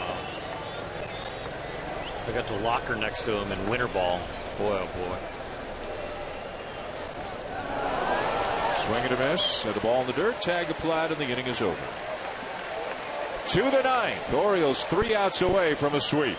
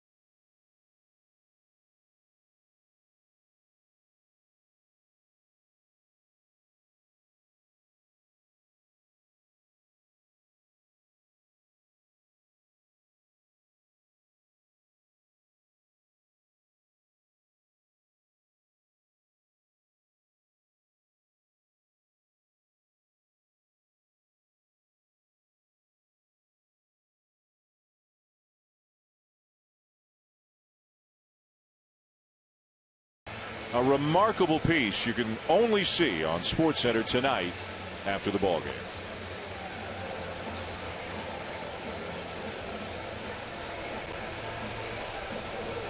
Ninth inning at Camden Yards in Baltimore. Last chance for the Yankees to avoid a sweep and a 5-game losing streak. They're down by 2, and they will face the Baltimore Oriole closer, the big right-hander Jim Johnson. Or what's the key for Johnson? Well, really living down in the strike zone with his two-seam fastball and being able to show a secondary pitch, usually his curveball, is something to get the hitters off of that. They all know that he loves to throw the fastball, and that's really one of the reasons this year he gained the reputation last year of being so unhittable with that one pitch that he's having to pitch a little bit more this year. 6, 7, 8 in the Yankee lineup coming up. Lyle Overbay, Jason Nix, and Chris Stewart.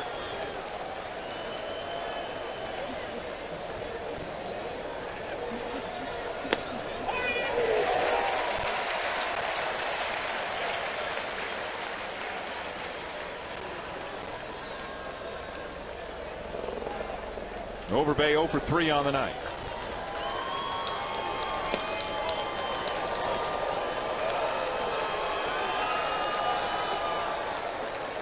Giants and Reds tomorrow night on ESPN. Diamondbacks and Mets Wednesday night. Matt Harvey on the mound. We'll have the Red Sox and Angels for you 1 week from tonight on Sunday Night Baseball.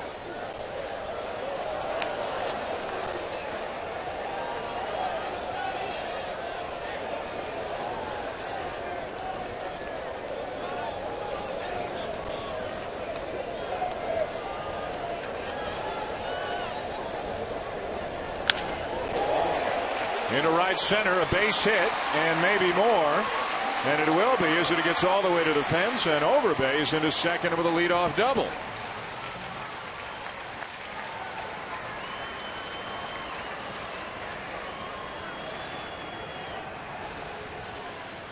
The two-seam fastball, he lives by it and he dies by it sometimes, but he gets this ball up and Lyle Overbay makes him pay. He stays on this very, very well. And Overbay, in the prime of his career, is a doubles machine. This is where he normally hits the ball gap to gap.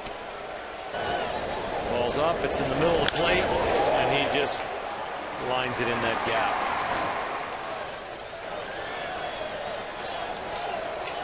So the tying run comes to the plate. Jason Nix 0 for 2 and a walk.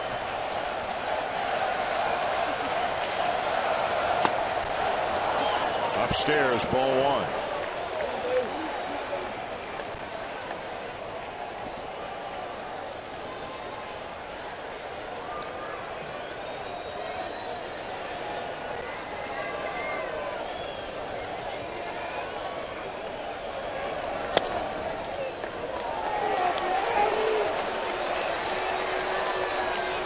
Johnson is trying to go hard away with the short left field porch here. Anybody in the Yankee lineup can reach it as a right-handed hitter, so hard away.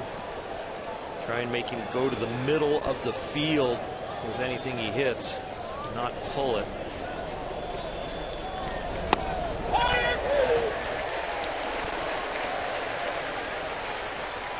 And some Oriole fans can hardly bear to watch.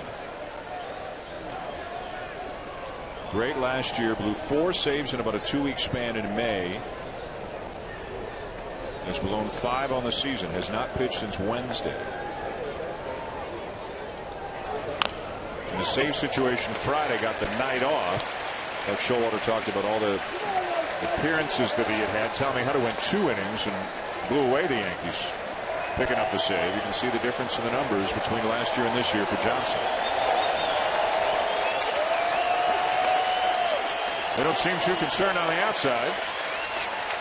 Well, you got to believe in him after what he's done.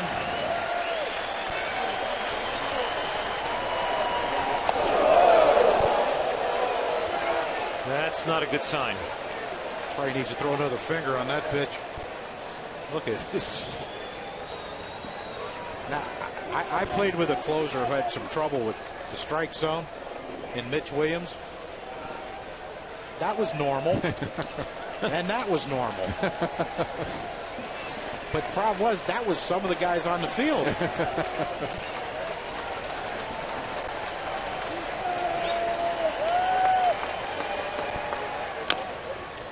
Chopper foul.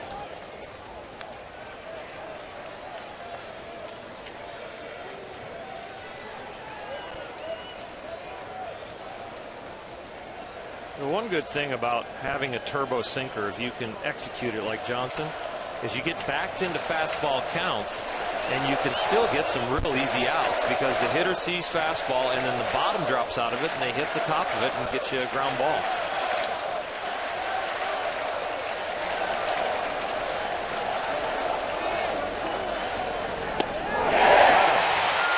One down.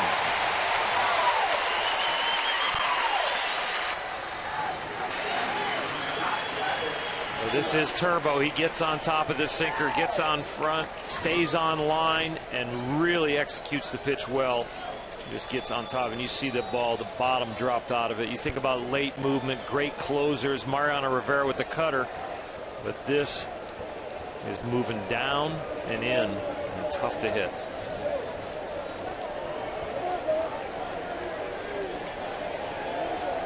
So one down in the inning, and here's Chris Stewart, the catcher. If you're wondering about possible pinch hitters, the Yankees right now are only carrying a three-man bench. Vernon Wells has already been used, so all Joe Girardi has on his bench right now is Alberto Gonzalez and Austin Romine.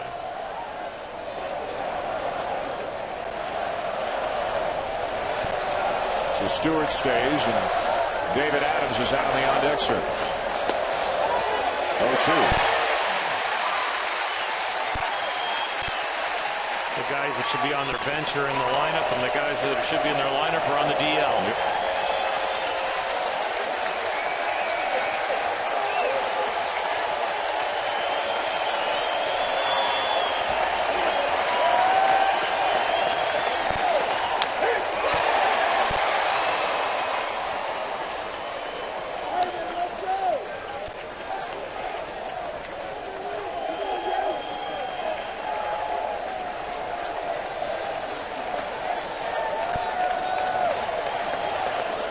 Chris Tillman started for the Orioles tonight. Can pick up win number 10. Hiroki Kuroda pitched pretty well, but in line for a loss unless the Yankees can do something here.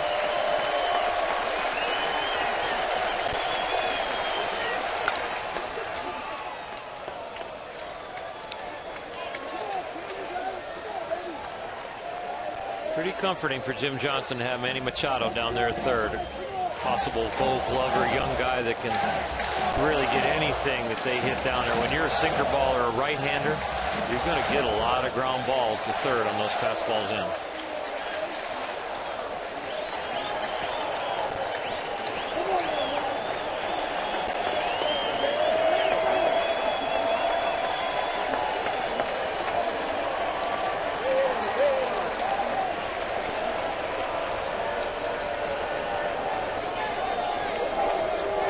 Shook off Wieters a couple times right there. I think I'm trusting the catcher on this one.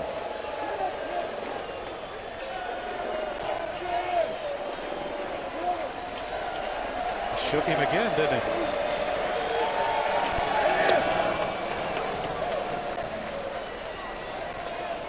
he? He must have shaked location because he went fastball away, and Wieters might have wanted fastball in, that same one that they struck Nix out on, and Johnson felt a little more comfortable showing him one away.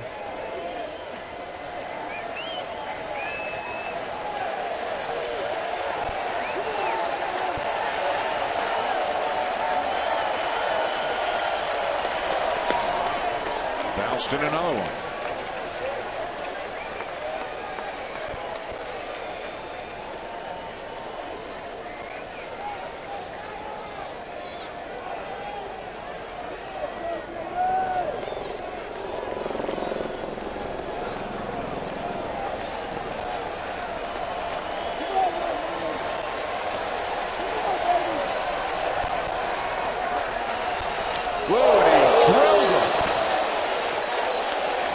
After starting 0-2, then 2-2, he drills Stewart and puts the tying run on base. Well, we've seen him attempt to throw one breaking ball, and he shot putted that almost over Wieters' head. So he's backed into the only ball that feels comfortable in my hand is my two-seam fastball. And he's just overthrowing it and trying to make the perfect pitch there because he doesn't have another weapon right now. Well, do you think the fact that he just spiked two of his sinkers in the dirt had something to do with that? He tried to overcompensate. You don't have to make the perfect pitch, just make a good pitch. David Adams, the batter. And a strike. Last year, more often than not, Earl, he would pound the strike zone, get ground ball after ground ball, quick resolutions to the at-bats. Not as many deep counts as we're seeing here. No, and his misses were so much closer. They're on the plate and either just too low. 0-2. Well, he's back at the same starting count, 0-2. He's just going to try and finish this at bat a little differently.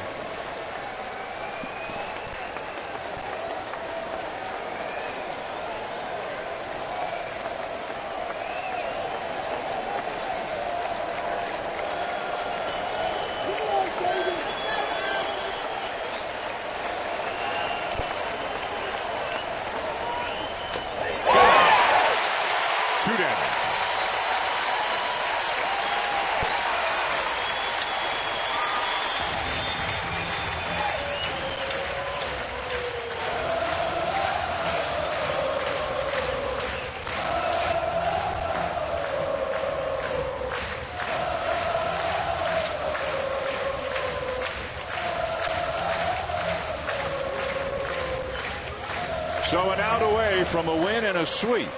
Back to the top of the order for Brett Gardner, who's 0 for 9 in his career against Johnson. If the Orioles win it, they'll move back within 2.5 of the Red Sox. Boston defeating Toronto earlier today.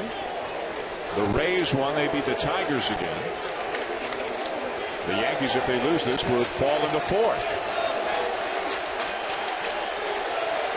Other than Robinson Canó, this is the guy the Yankees want at the plate.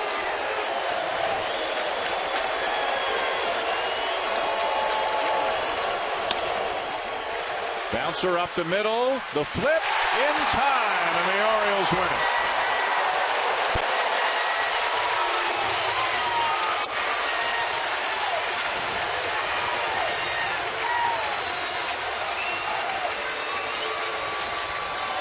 And tonight, Chevrolet player of the game, Chris Davis, will hit a home run, his 31st of the season. He leads the majors, helping the Orioles to a 4-2 win and a sweep of the New York Yankees.